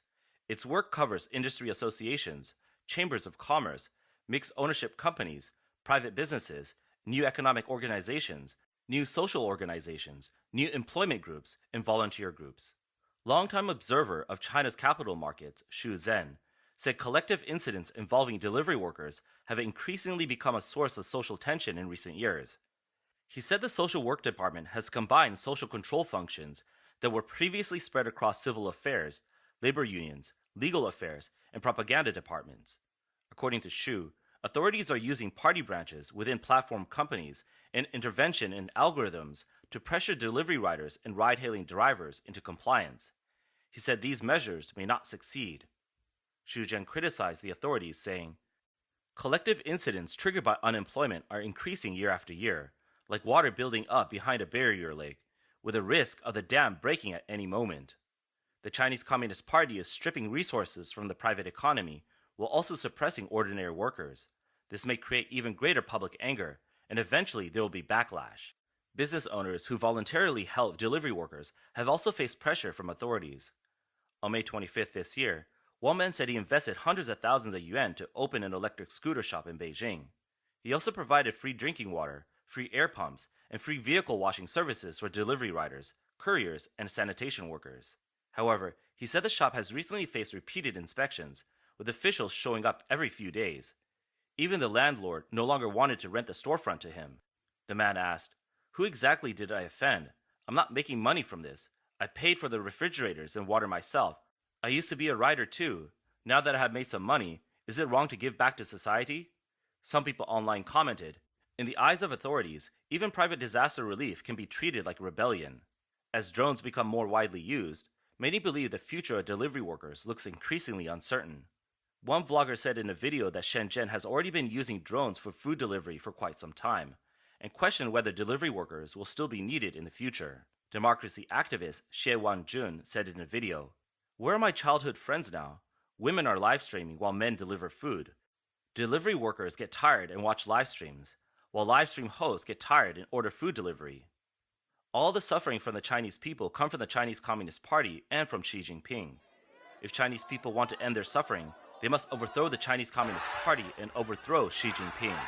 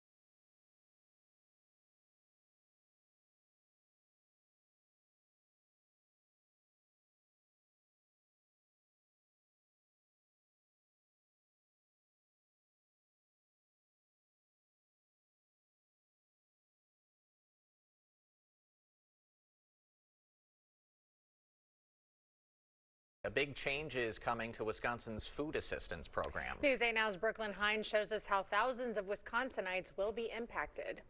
Starting later this summer, some refugee groups will not be eligible to receive SNAP benefits, impacting some local food pantries. Thousands of refugees and other immigrants with humanitarian status could soon lose food share, Wisconsin's version of SNAP, because of a change in federal eligibility. Local food banks say they're bracing for more pressure during an already tough stretch. It's really going to put an impact on the food pantry network. And we're already struggling now with increased costs and decreased donations. And so we are having to now think about how we're going to make up for that drastic reduction. The change stems from last year's reconciliation bill, which limited SNAP eligibility to U.S. citizens and green card holders with limited exceptions. The SNAP benefit change has already happened in many states, but will be rolling out in Wisconsin on July 1st.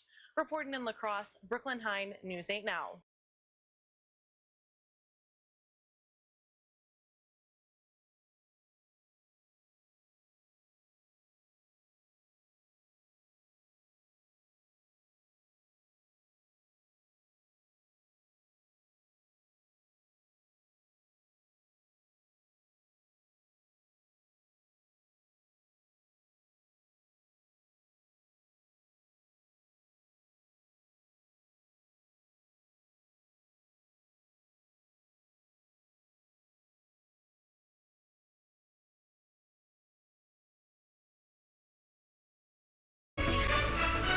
Now at 6:30, the search is on tonight for a man who stabbed a Long Beach woman right outside her home in the Bixby Knolls area. This is the KTLA 5 News at 6:30. I'm Lindsay Pena. And I'm Green Winter. Tonight, the search for that armed suspect is intensifying. Police believe the attack was random and that suspect may strike again. KTLA's Carlos Saucedo is live in Long Beach with more on this story. Good evening, Carlos. Hey ladies, yeah, police are calling this a random unprovoked attack. The victim was walking outside her condo building Thursday night when she was stabbed multiple times by a suspect. Now take a look at this video here. Video from that night shows the aftermath of this brutal attack. The female victim was left bloodied after a man stabbed her multiple times in the upper and lower body.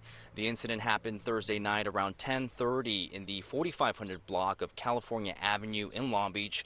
Long Beach police say the woman was walking outside her condo building when the man, for no apparent reason, started attacking her with a knife. The suspect is then seen fleeing in surveillance footage as bystanders called police. We spoke to a couple who heard the loud screams for help, and at first they didn't know exactly what was going on. When I heard a woman yelling, like, call the police, I've been stabbed, I live here, let me in the building, that's when I'm like, you should call 911. Yeah, and at one point she stopped in the island, and a white truck passed by, and she asked the white truck for help, and it just drove off. Apparently, that driver did come back and gave a witness statement to police, but some people are concerned that there was a delay to help out the woman. We're told that a Good Samaritan eventually did come out and help the victim. Now, we're told the victim is recovering from her stab wounds, but of course, a frightening situation for everyone involved, including witnesses. As for the suspect, we're told that he is still on the run this evening, so anyone with any information should contact Long Beach Police. We're live in Long Beach. Carlos Salcedo, KTLA 5 News.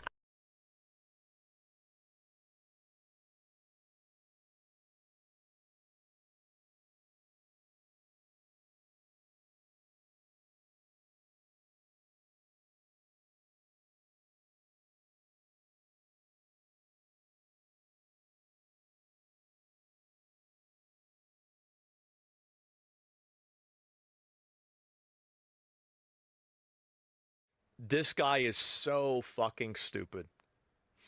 It's actually crazy how much this dude ruined his entire life. Uh-oh, he's in trouble. Tung Tung Sahur is in some serious trouble because the JP Morgan lawsuit, it just blew up in his face. Yeah. Because if you remember, this guy, he accused a top executive at JP Morgan for turning him into a slave. And just hours... Sex slave. Before his and hearing... being a racist, too.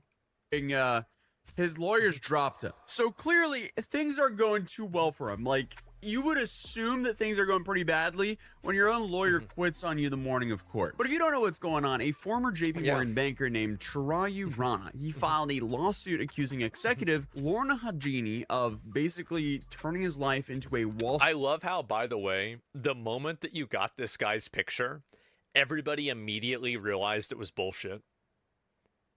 They instantly, like, wait a second, okay, yeah, no, that didn't happen. Street psychological thriller. Okay, he claimed guys. She threatened his career, made racial comments towards him, and tried to coerce him into becoming what he literally described as a slave. So what happened? Well, JP Morgan denied these claims, Hajini denied everything, and reports started questioning parts of Rana's story. And suddenly, the entire case turned into like both sides accusing each other of completely lying. And now, things just keep getting worse because Rana just walked into one of the biggest hearings in the case so far and immediately got hit with multiple disasters back to back. So first, JP Morgan came out and basically said they investigated the allegations internally and found no evidence supporting them. And the bank also claimed that Rana refused to fully cooperate with investigators. And meanwhile, Hajini completely denied everything, and her legal team even argued that she'd never been in some of the locations where the alleged assault supposedly happened. No way. And from there, the entire case basically turned into a credibility war because the more reporting that came out, the more bizarre things around Rana and his story also was. Wasn't he caught using like a lawyer GPT to make up the same story about a different company that he worked at? I mean, the dude obviously made it up. Like it's so fucking clear. Covered. Like, there was reports that he allegedly lied about his father passing away so he could take time off of work. There was also allegations that he had previously described a nearly identical workplace abuse story to an AI legal chatbot. Except in that version, the company was Morgan Stanley, and the alleged abuser was a man. So, to say this is a mess, that's putting it lightly. But the latest disaster started in the morning of a major court hearing in New York. And dude, I mean, the timing couldn't have looked worse if you like scripted it on television. Because just hours before Rana was supposed to appear in court, his own attorney supposedly filed paperwork asking to withdraw from the case. And the reason why that probably happened is that he lied to the attorney. That's what I'm assuming happened, is that he lied to the attorney and the attorney found out about it and he's like, I don't want to deal with this. Like, it's not worth it. This isn't just any attorney either. This is Daniel Kaiser, a pretty high-profile lawyer who previously represented Jeffrey Epstein accusers and had been publicly defending Rana for weeks. And this is the same lawyer who'd been telling reporters that people criticizing Rana's story would supposedly be embarrassed once all the evidence came out. Right, so of course. Why is he suddenly dropping the whole case the day of the hearing? I don't know. Probably because he found out that the information that the guy provided was false. That's probably what happened. But obviously things get worse because now Rana seemingly represented himself pro se. Bro's suddenly pulling Damn, bro, like he just went out there. Talk psychic going up against JP Morgan. But obviously like lawyers withdraw from cases sometimes. Like that alone doesn't automatically mean that someone's guilty or lying or doomed or anything like that. Technically, there are a whole bunch of reasons attorneys can drop clients. But dude, the morning of the hearing, it just doesn't look good, especially when the lawyer. No lawyer does that, especially a high-profile lawyer does that without a really, really good reason to do that. Like you could see, like maybe some, Better Call Saul face on a billboard lawyer would do that. Like I don't know, like probably not even they would do that. Like you could see that happen. Like, but there's something that was wrong there. Lawyer got paid off. Oh, surely. Is someone known for representing high-profile victims. Like it just doesn't. I think that kills that argument too. It's like if this guy was representing against Jeffrey Epstein, like I mean, really, I don't think that's really what would have happened. Comes off here. Maybe the attorney doesn't think he's a victim anymore, but who knows? That's all just speculation. So now we have, I guess, Tung Tung Sahur just solo queuing right now, going in against JP Morgan themselves, and also a countersuit from Lorna Hajini. But this hearing itself was pretty important, especially for Rana, because he was trying to continue to sue under the name John Doe instead of using his real name in public court filings. Why would he do and that? His legal team argued that because the lawsuit involved, I guess, assault and harassment, he should be allowed to keep his identity protected. But Hajini's lawyers and JP Morgan both came in swinging very hard against that whole request because their argument was basically, how can this guy stay anonymous when the entire internet already knows who he is? Which is my exact reaction, because like we've already made 2 videos on this guy at this point. I'm not just gonna randomly think, oh, this lawsuit is about someone else. It's a different Tung Tung Sahur. Like honestly, like who are we trying to trick here? Like just so much of this case just doesn't make sense. So, according to Hajini's lawyers, Rana himself has already publicly spoken about the case in media interviews. So, the judge ended up actually siding against him. So, she reportedly said that you can't put the genie back in the bottle. And I guess quick clarification here, because this part got weirdly confusing even in the actual reporting. So, a lot has happened in this case over the last few weeks. And honestly, like I was kind of waiting to make this update until the hearing, because lawyers of record have to give the court paper because dropping a client and it must be approved by the court typically cannot just quit. I'm assuming, like, that's what I'm saying. Like, it had to be that he found out that the guy sent him fake stuff. I genuinely thought we were about to get Sharon and Rana representing himself in court, which honestly, I was kind of excited to see how all that would go down. But technically, even though his lawyer filed paperwork trying to quit the case that same morning, the judge had not officially approved that withdrawal yet. So during the hearing itself, Daniel Kaiser was still technically Rana's attorney. So he was there, even though he was actively trying to leave the case at the same time. So interesting situation. I mean, what an incredible vibe of the courtroom. I should have actually been there. Maybe I'll lock in and show up for the next one. Because now we have a dude who basically the entire internet thinks is lying, and his attorney apparently doesn't want anything to do with him, but he's also stuck in the courtroom defending him. That's something worth seeing. But apparently looks really during bad. The court appearance, Super his bad. attorney, which, you know, for right now is still Daniel Kaiser, he seemed completely unprepared once the judge started pressing him for actual legal precedent. And at one point, the judge reportedly asked whether there were any examples of someone being allowed to stay anonymous after their identity had already become public. And at this point, Rana's lawyer basically had to admit he didn't have one. And this is not really the kind of moment you want happening in front of the judge when your entire argument depends on convincing the court that you deserve, you know, special protections. But meanwhile, Hajini's legal team was basically arguing that the entire situation had become very unfair to her, because while Rana was trying to stay protected as John Doe, her real name was already being blasted all across the internet. And I mean, hey, it's actually a really good point, right? It is, because like now her reputation's destroyed over something that's basically a lie. That's a fair point. And this is where the story kind of just gets sad, because regardless of who ends up being right in court, this case has already pretty much destroyed both of these people's lives publicly. Hajini's lawyers claims that, you know, she's been dealing with nonstop harassment ever since the lawsuit went viral. And they even submitted examples of some of the emails that she was allegedly receiving during all the allegations. And yeah, it's Wait, what the fuck? Like, what is this guy saying? Oh my god, new slave. Oh my god, you bad. Fly me out. You got hips. I want to be behind. Oh my god, Christmas. Jesus Christ.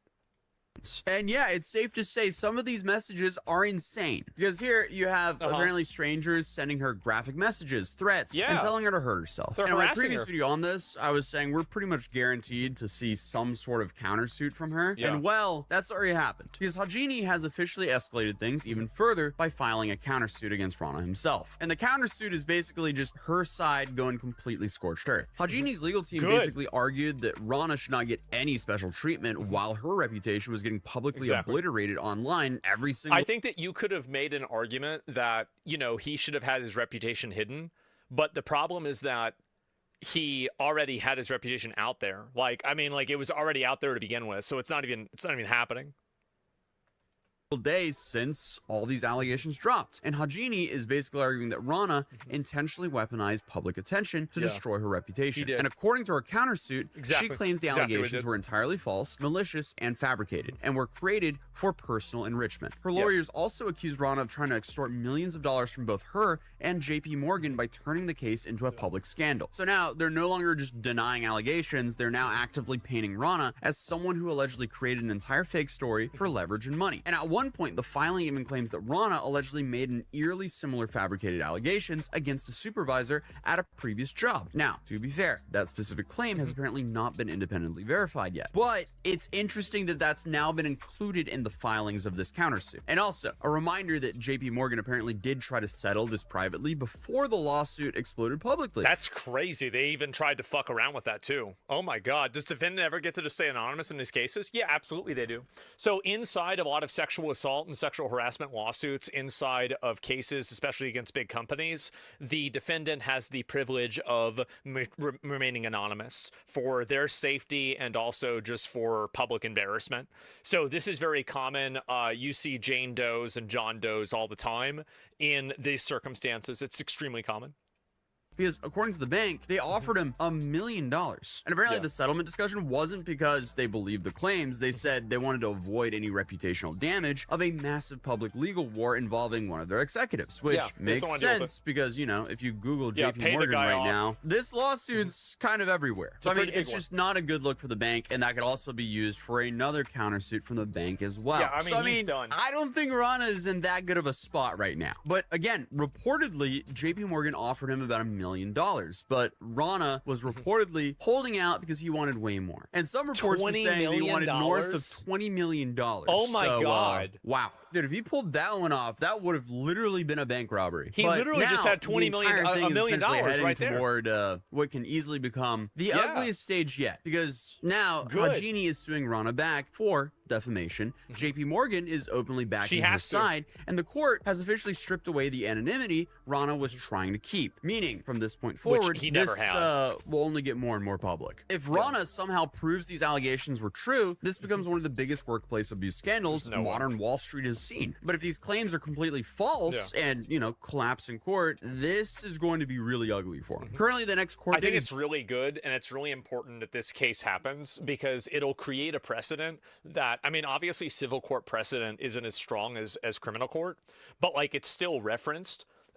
It will create another point on the graph and another precedent of a person who created false allegations and who defamed another person being held accountable that can be used in the future when this happens and the situation is more gray. So like it's super important that this gets locked in. June 23rd, and I'm definitely going to be interested to see if Rana will be representing himself or not. Most likely he won't. I mean, it would be entertaining if he did, but I don't think he will. But let me know what you think in the comments down below, and I'll see you guys in tomorrow's video. Peace. What a fucking idiot. Who does that? Really? Like, who does this? That's insane. And yeah, what a mistake. I'll link you guys the video. There it is. I mean, he actually ruined his entire life. He could have walked away with a 7-figure settlement over a literal lie that they just did for damage control. And now that's not possible, and he's going to lose everything he ever had. Like this, it's going to be totally over. This is completely cooked. He's totally done. And to make it public, they should. They definitely should. To be honest, I bet the woman probably wouldn't even want that, right? That way it wouldn't happen. So what happened to believe all victims? Well, the thing is that people did believe it. Magus harassing us on ISIS Center. I don't want to watch it. Like, I mean, again, like, you know, any of the stuff. Like, you know, if he wants to involve himself in a protest or anything else, I don't want to gas up or support any type of like harassment or violence. Like nobody should be like, Hassan annoys me with things that he says, but like I don't want to have I don't want to have I don't want to have people like harass him in real life or, you know, be like aggressive towards him in real life. Like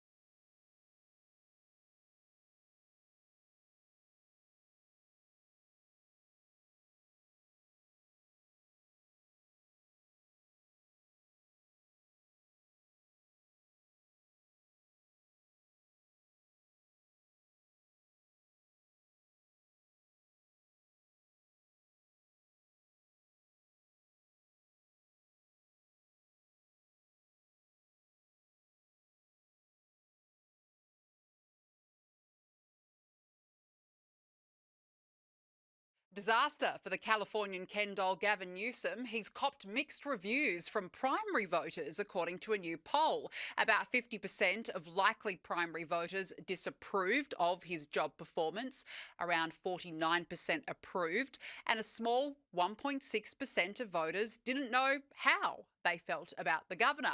Joining me now is Chair of Republicans Overseas UK, Greg Swenson. Greg, great to have you back on the show. Thank you so much for joining me. Not the best result for the Californian Ken doll Gavin, but what does it say about any potential run or any thoughts he might be having about 2028? Well, it's a little bit of mixed messaging here, Danica. I mean, like, he's still relatively popular in California. That's how crazy that state is. I mean, he's still polling at 50, and you would think he'd be polling a lot lower because he has done his best to wreck California. They've had a massive exodus of people, especially taxpayers, out of California. They lost $40 billion in taxable revenue last year. And so, his record is of complete failure. And that's why it's amazing that he's still polling at 50. Yeah, I can't believe it either, to be honest. I feel like the man's more interested in his hair than what he is actually people and serving California. I just don't understand what he's done for California, to be honest. Look, I want to talk to you about former First Lady Jill Biden. I mean, she's had a real shocker of a week. And now her spokesman, Michael LaRosa, has accused her of trying to change the tape, of course, after she claimed that she feared her husband, President Biden, was having a stroke during that disastrous debate performance in 2024. The spokesperson has basically said that she's trying to just cover up her own tracks, almost. Do you agree with that assertion? Yeah, I really do. I mean, she's been a disaster.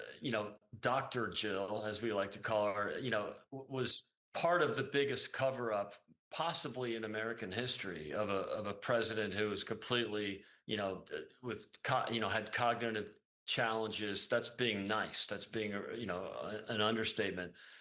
So, Dr. Jill was part of that. And it was really horrible what she did to not only to her husband and to the Democrat Party, but to the country. And so, for her to come out and try to backpedal and reinvent the story is really horrible. And look, she's part of that machine. She's part of the great cover up. It's never the crime, it's the cover up. And that cover up is slowly unraveling, and she's just part of the unraveling. It's really sad to see, actually. Yeah, and all she wants to do is sell her book. That's it. Dr. Jill, as you said, she was like a stage mum. Stand here, Joe. Stand here, Joe. Yeah. And the guy was declining. We all picked it. We all could see it in front of our eyes. But she, along with the Democrats, hit it, and the mainstream media as well, the lefty media, they all hit it. They all hit his decline. So, now she's trying to backpedal. Please, it's too late for that. Yeah, you're absolutely right. Yeah. It's horrible. Yeah, well, I mean, it was like elder abuse, in my view. Absolutely, like elder abuse. This is a bit of a PR disaster, Greg. I want to show you this picture. This is Maine Senate candidate Graham Planter. We'll just bring up that photo now. He can be seen topless, wearing nothing but a towel in a selfie from his account on an app widely used for hookups. It also has emerged that this guy has a Nazi tattoo and that he sexted with numerous women outside of his marriage. The Democrats know how to pick them, don't they?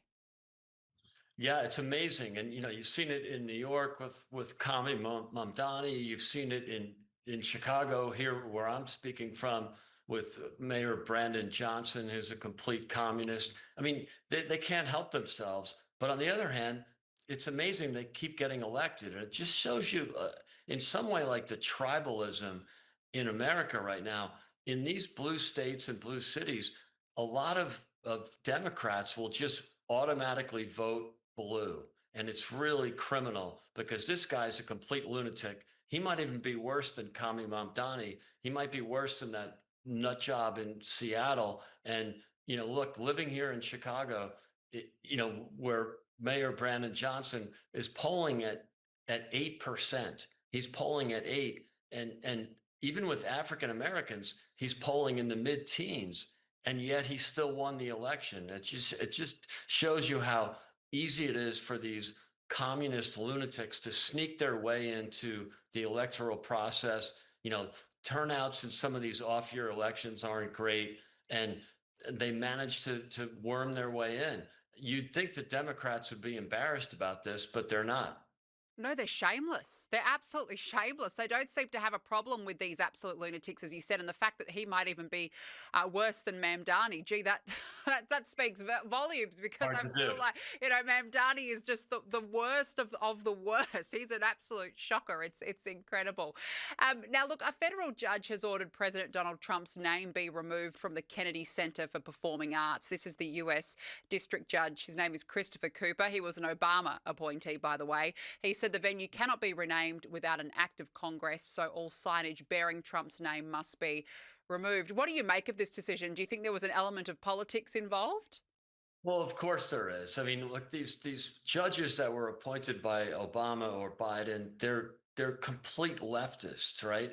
And look, you can be from one party or another. I get that, but at least the Republican judges, the jurists, actually respect the Constitution. So they might have a view, they might, like a policy or dislike a policy, but they stick to the actual Constitution or the law. And these lunatic judges on the left, they will just do everything they can to stop the president just because they have Trump derangement syndrome, not because there's any legal or constitutional basis for their decision. So it's really unpleasant, but he's bound to keep running into that with all these judges planted around, especially in DC.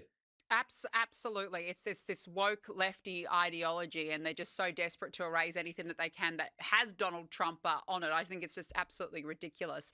I thought this was interesting over the weekend by Pete Hegseth. He's warning NATO allies that the US will no longer foot the bill for their defence. Now, President Donald Trump has long demanded that European and NATO partners should reduce reliance on Washington. And in fact, I'll add, Greg, even last year, Donald Trump was very adamant that even Australia needs to lift its defence spending. Now, Australia went ahead and did it slightly, not to the level that Donald Trump had wanted. I think it's fair enough to ask allies to step up the game and look after themselves. We can't just all rely on the United States. It's very, very take, and not a lot of giving. But what do you make of this latest warning by Pete Hegseth to NATO?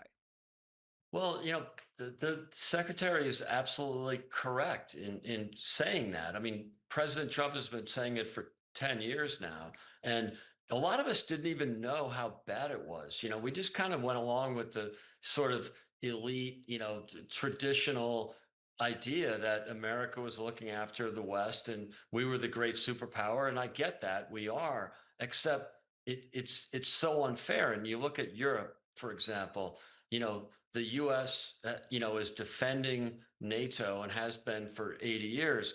And yet we're paying indirectly for free healthcare in the UK, for 60-year-old retirement age in France, 6 weeks of holiday, all that big state insanity that is essentially being funded by the U.S. taxpayer, because we spend our money on defense of the West, and yet those countries, even though the UK and Europe combined is 25% of world GDP, it's 60% of welfare spending. So we, the US taxpayer, are essentially paying for the big welfare states in Europe. And that's just unsustainable.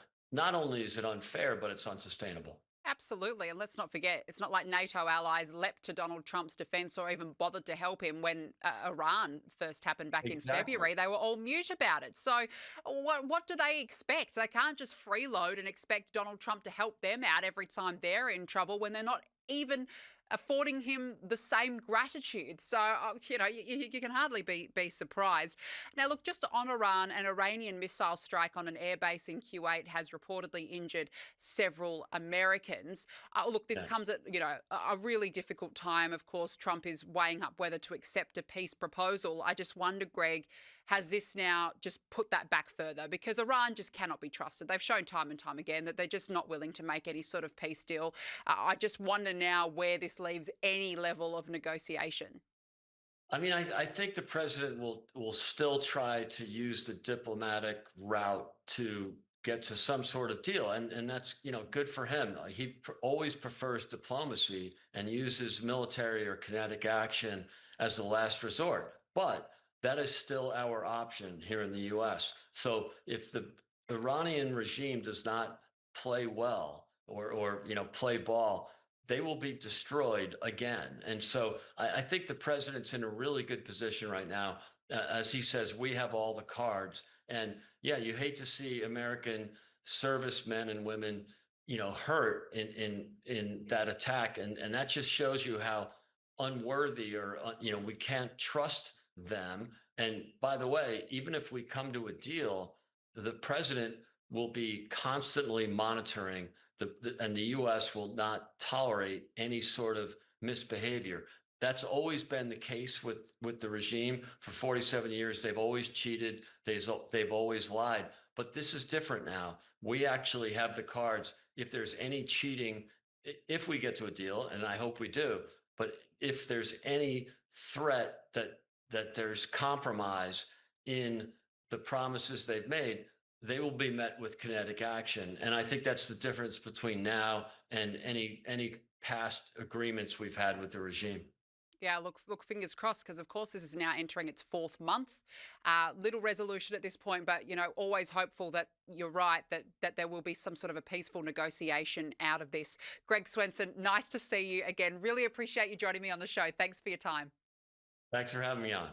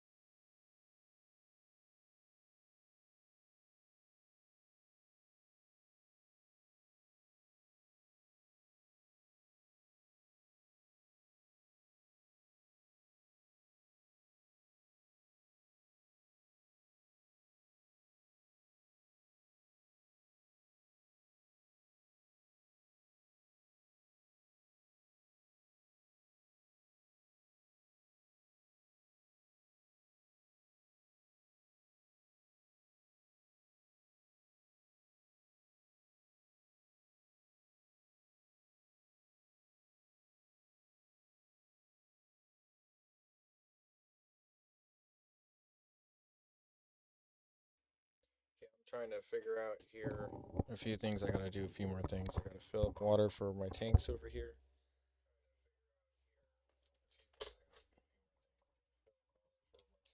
Okay. Can't see them, but let's see.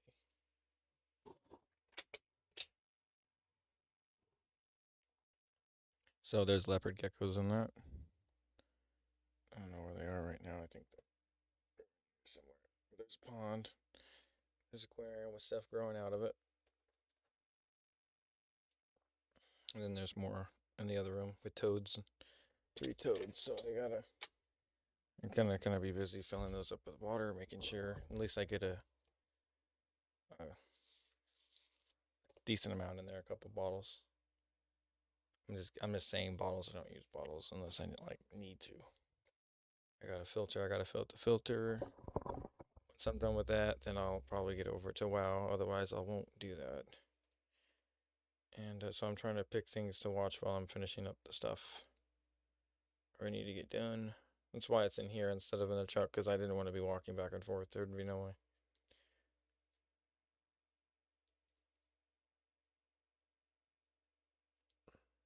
Let's see here.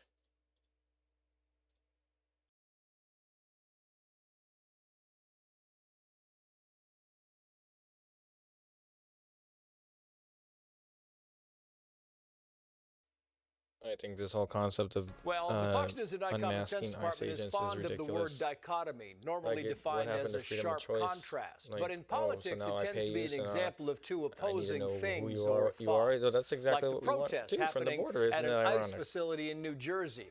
Truth is, there is very little protesting, but there is lots of ranting, raving, and threatening the lives of ICE agents. And now New Jersey Governor Mikey Sherrill wants to offer the protesters a protection zone.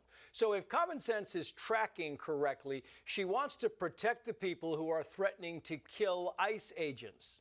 And the people who are threatening to kill ICE agents are also fighting to get the illegal immigrants inside the facility released, even though the immigrants inside the facility are convicted, charged, or accused of heinous crimes like murder, rape, robbery.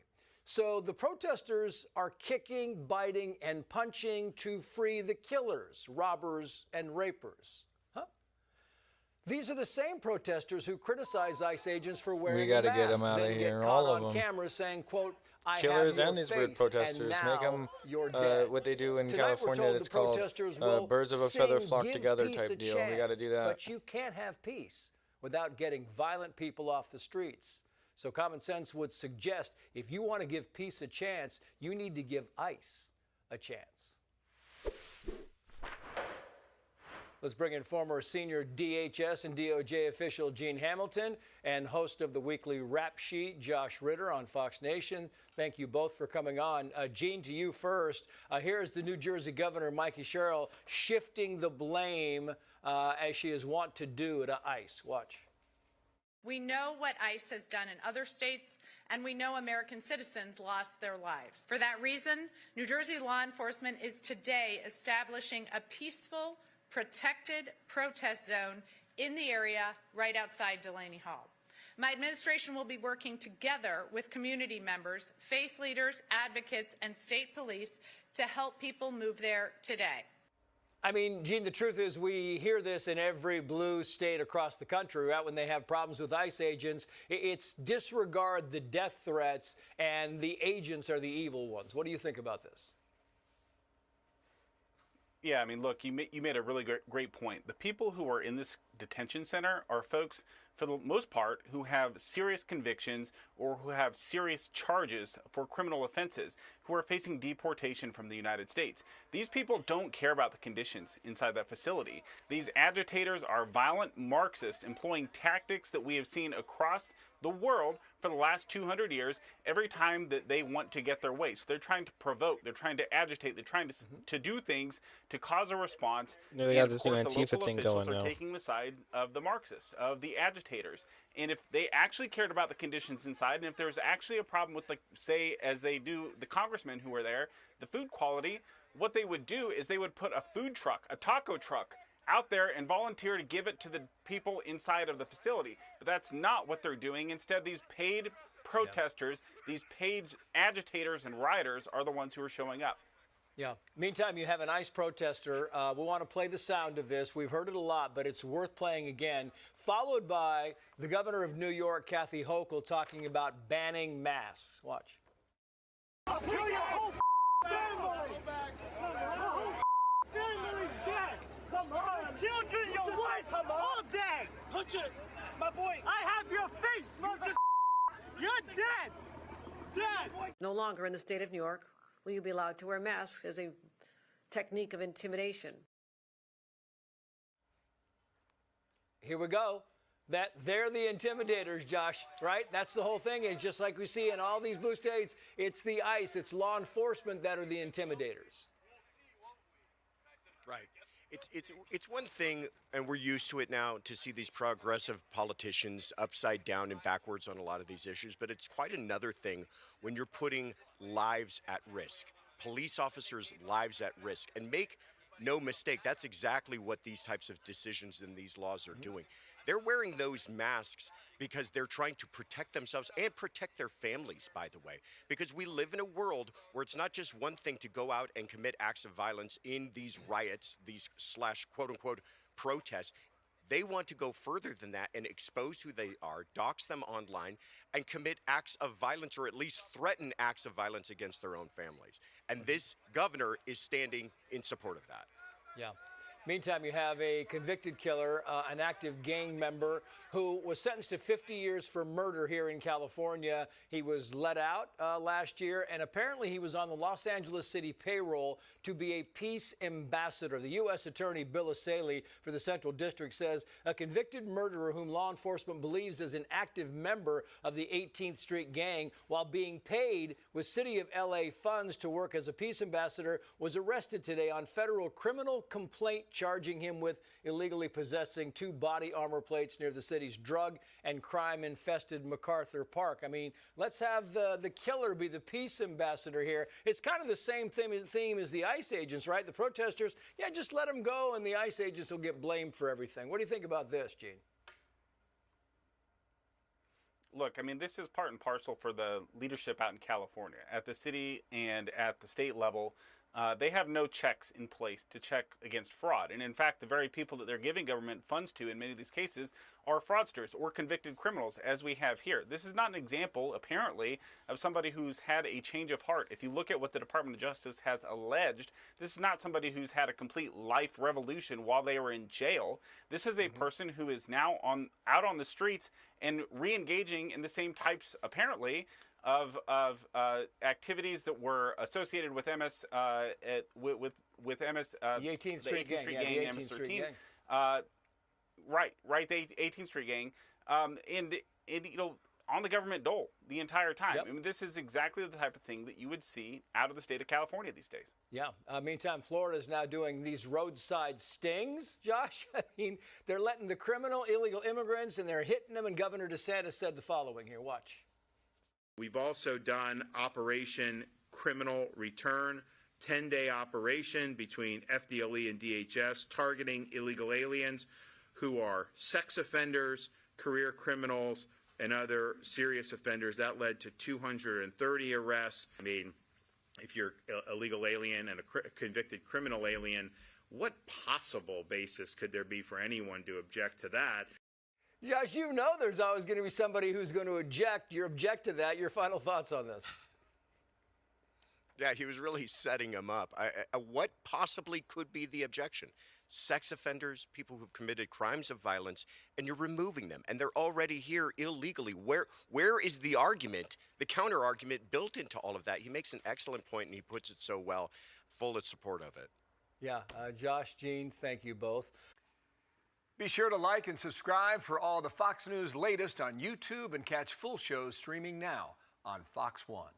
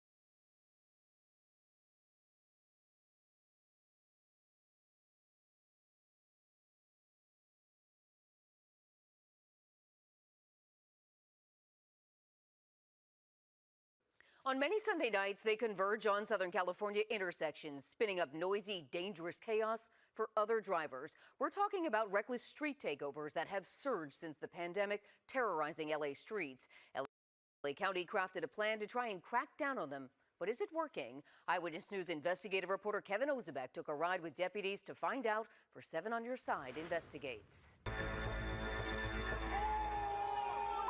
The high-speed donuts and near collisions are taking over the streets. They can turn into explosive illegal shows. All right. I'm out. That are dangerous, to say the least. They can lose control, hit people, hit businesses. Deputy David Murray is our guide as he takes us along during his overnight Sunday shift in Compton. He's part of a special operations team tasked with stopping street takeovers. How big have you seen some of these? Upwards of 500 vehicles. In just one takeover? In just one takeover. We see the team target this white car. They're seen leaving one of the street takeovers that are taking place on Long Beach and Rosecrans. So deputies have now pulled over this white car you see right there behind me. Deputies say once they pulled it over, they realized the driver didn't have a license and also the registration for that car is expired. So everyone in the car is ordered out and the car is towed away.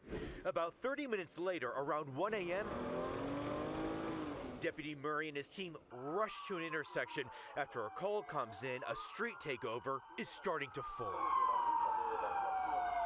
They swarm the street with lights and sirens blaring and scare off anyone who came here looking to do donuts or more. What all have you guys kind of seen as a spin-off of these? Anything from vandalism, assaults, shootings. Captain Victor Puebla leads the LA County Sheriff's Department Compton Station. His deputies have logged 113 street takeovers in the past 6 months. That's a 58% drop from the same period last year when his team responded to well over 200 takeovers. Across the entire area the Sheriff's Department serves, street takeovers are trending down 56%. Although we've made progress with these street takeover events, it still remains a significant public safety issue, and we have a lot of work to do.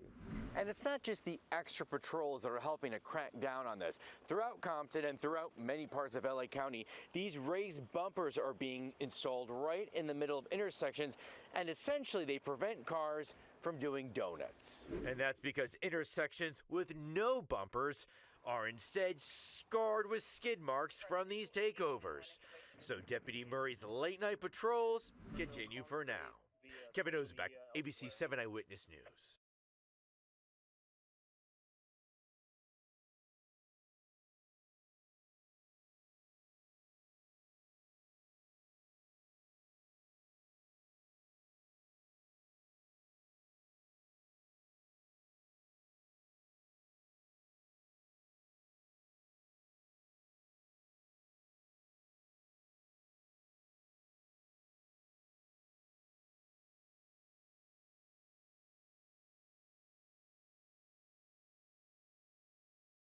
Hello wonderful person, this is Anton, and in this video we're going to be discussing new discoveries and new observations in regards to the largest structure in the universe, the mysterious cosmic web. Technically not a single object, but a kind of a framework of the universe itself. And so here, based on several recent studies and recent observations from the James Webb Space Telescope, researchers were finally able to show us how this web seems to form and how it dictates the lives of galaxies themselves. But in order to understand the discovery, and in order to understand how ridiculously large this structure is, let's first discuss what exactly is this cosmic web and what do we know about it already. And so basically let's define what we're looking at and what these studies are trying to discover. And in the standard model of cosmology known as the Lambda CDM, the universe itself is not some kind of a random soup of stuff or some kind of a random collection of galaxies, and instead seems to be arranged in this very large network of nodes and filaments that sometimes even form these massive sheets hundreds of millions of light years across. And all of this is usually separated by enormous galactic voids, many of which we've discussed in some of the previous videos, with the most famous one and one of the largest ones known as the Boötes void.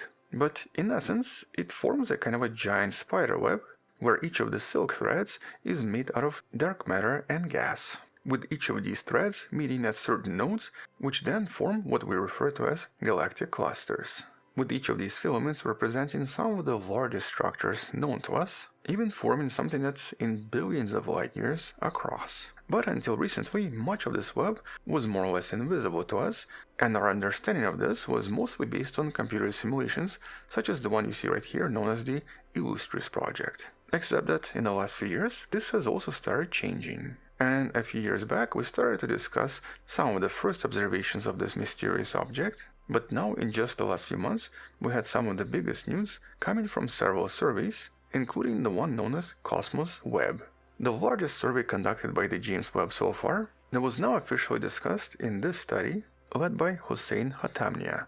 And this allowed scientists to reconstruct an enormous structure based on the James Webb observations, resulting in the image you see here. And this basically goes back in time almost all the way to the Big Bang. This actually shows us the redshift of 7, meaning that we're seeing the universe when it was just a few 100 million years old. And in this case, James Webb is uniquely powerful because it can actually see very faint, low-mass galaxies that were previously missed by many telescopes. But then by combining each of these observations and sort of mapping them out, as you see in this image, it allows us to see the overall concentration of galaxies from some of the more recent discoveries all the way back to approximately 13.5 billion years ago. And here this study discovered a very specific rule, the rule that suggests that the stellar mass seems to follow density. Or basically that in the cosmic history, more massive galaxies seem to be inside much denser threads of the cosmic web, which once again suggests that the cosmic web is not just some kind of a backdrop or some kind of a background. It is an active driver of galactic evolution and seems to be responsible for the formation and the evolution of most of the galaxies known to us, including of course the Milky Way. With the study also discovering that the way that galaxies die, or basically how they stop forming stars, seems to have also changed over time. And that's because in the early universe, above the redshift of 2.5, galaxies mostly stopped forming stars because of some kind of an internal mass reason, such as black hole activity. Basically, most of the early galaxies only stop forming stars when there is some kind of a central black hole that expels so much energy that it stops star formation completely. But as the universe aged and as the galaxies got older, the environment of the cosmic web became much more important, and for smaller galaxies, the web itself started to act as a kind of a killer of galaxies by the redshift of 0.8. Or basically, the web itself started to strip the gas from many of these galaxies. And this usually happened because galaxies entering certain locations inside the web would find themselves in much more dense environments and would basically have all of their gas stripped as they fell into these super dense regions.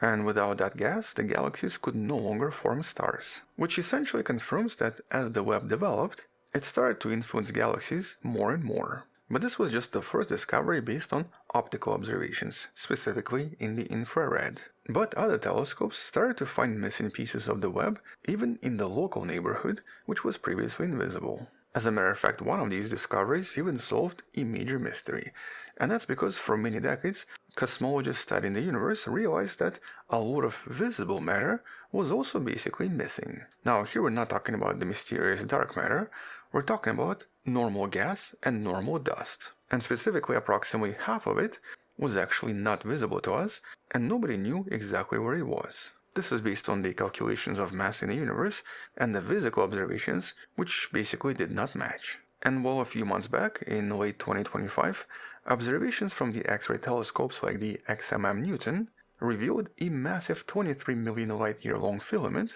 inside the Shapley supercluster, one of these very massive clusters that essentially represents the connection of several tendrils of the cosmic web. And while first of all the gas inside this filament was extremely hot, approximately 10 million degrees Celsius, but because it was so spread out, it was nearly invisible. And it was actually the heat that finally gave it away. So here's roughly what it looked like. And in a nutshell, this confirms that the missing matter in this case is indeed lurking between galaxies inside of this massive structure or this massive galactic filament. which kind of confirms the simulations and, of course, solves this somewhat bizarre mystery. So basically, half of the mass of the universe is not inside galaxies, but seems to hide inside the cosmic web. You can learn a little bit more about this in a study in the description. But on top of this, we also have observations conducted in the radio spectrum, basically by using radio telescopes. And so here, at least one study discovered that these filaments are far more dynamic than we thought. And specifically, a study in late 2025, with researchers using the ASCAP radio telescope, discovered that these two dwarf galaxies in the Virgo cluster seem to contain a massive gas bridge at least 185,000 light-years in length. But on top of this is actually actively being formed right now, because these galaxies are literally being stripped of their gas as they move toward the cluster, and as the cosmic web, and specifically its higher density, strips the galaxies of this gas and even creates a very long tail that's approximately 1.6 million light-years in length, extending from both of these galaxies. As a matter of fact, this seems to be the longest such tail ever seen. This would be an example of a tidal tail. Here's another famous example from the Tadpole galaxy. And so in essence, this once again confirms that many galaxies interact with the cosmic web, and even right now are actively changing because of the interaction with it. Which actually explains why some galaxies contain these somewhat bizarre shapes, and why many of them eventually lose their ability to create stars. But additional surprising discovery in the radio light even found that the web seems to be rotating. We've actually talked about this sometimes last year, but basically here, by analyzing data from the MIGHTY HI survey, astronomers discovered that the filament that's approximately 5.5 million light-years across, and that also seems to contain 14 separate galaxies inside of it, is also spinning. And so for the first time, researchers found strong evidence that these galaxies are spinning inside the filament as they orbit around each other. In other words, this filament is more like a cylinder, and here we're talking about a spinning cylinder that seems to be creating a lot of additional motion that many previous surveys potentially did not consider. And this also suggests that the angular momentum of many different galaxies, or basically the way that galaxies spin, is very likely directly connected to this enormous structure and is potentially created by this structure as many galaxies fall into it, or as many of them form inside of it from all of this gas. In other words, as some of the previous studies discovered, the overall correlation between the rotation of galaxies might indeed be the result of this enormous cosmic web structure. And so here it seems to directly affect the physical shape and the physical environment inside galaxies, with these effects actually being quite profound. As a matter of fact, at least one separate study even discovered that many galaxies seem to be warped as a result of the cosmic web as well. Okay, so let's briefly discuss what that means. Normally we think of galaxies as these very flat pancakes, but many different disk galaxies like the Milky Way are actually warped, so essentially resembling this. And we know that the Milky Way galaxy is definitely warped as well. This has been confirmed by the observations from the Gaia telescope that was able to see slight deviations in star motion in various regions of the galaxy. And while at least one study that examined hundreds of these warped galaxies discovered that their wobble, or the way that they spin as a result of this warp, seems to be not random. Instead, the way the galaxy warps is directly tied to its alignment with its nearest cosmic filament. As a matter of fact, if a galaxy is inside a very enriched filament, or basically the one containing a lot of stuff and high density, it seems to be far more likely to be distorted and warped. Whereas a galaxy that's more or less isolated usually remains relatively flat and does not contain a lot of distortions. And that of course implies that the gravitational tidal forces of the entire universe seem to be also physically bending the shapes of galaxies living inside of it, with the overall discovery and the overall correlation being extremely strong. And so here, several separate studies essentially confirm the same. This bizarre structure referred to as the cosmic web or the galactic filament seems to be way more influential than we initially thought.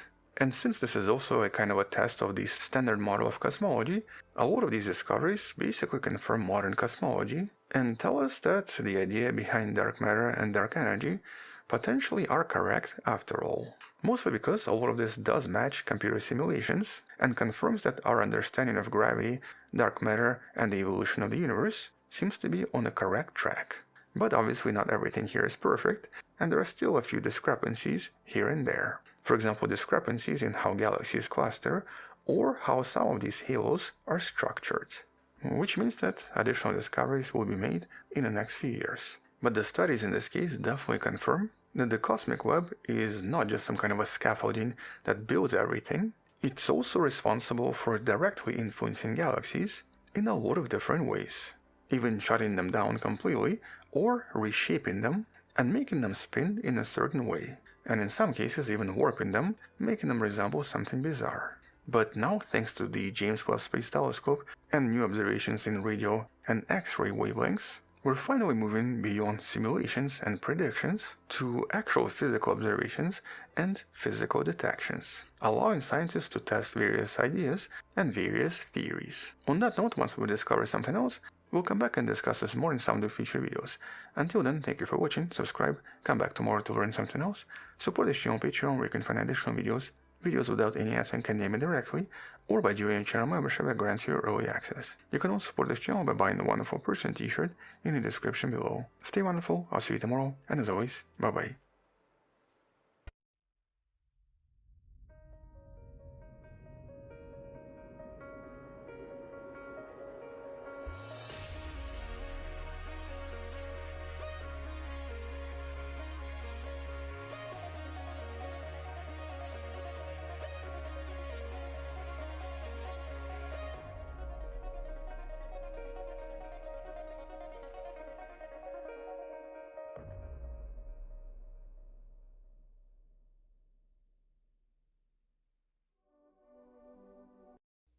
Okay, guys, that's it for our broadcast today. It is June 1st now, 1:49 a.m. Thank you for watching. Make sure you like, comment, subscribe, and share this with other people who like a little bit of breakdown. I didn't get to break it down today, but we'll do it tomorrow.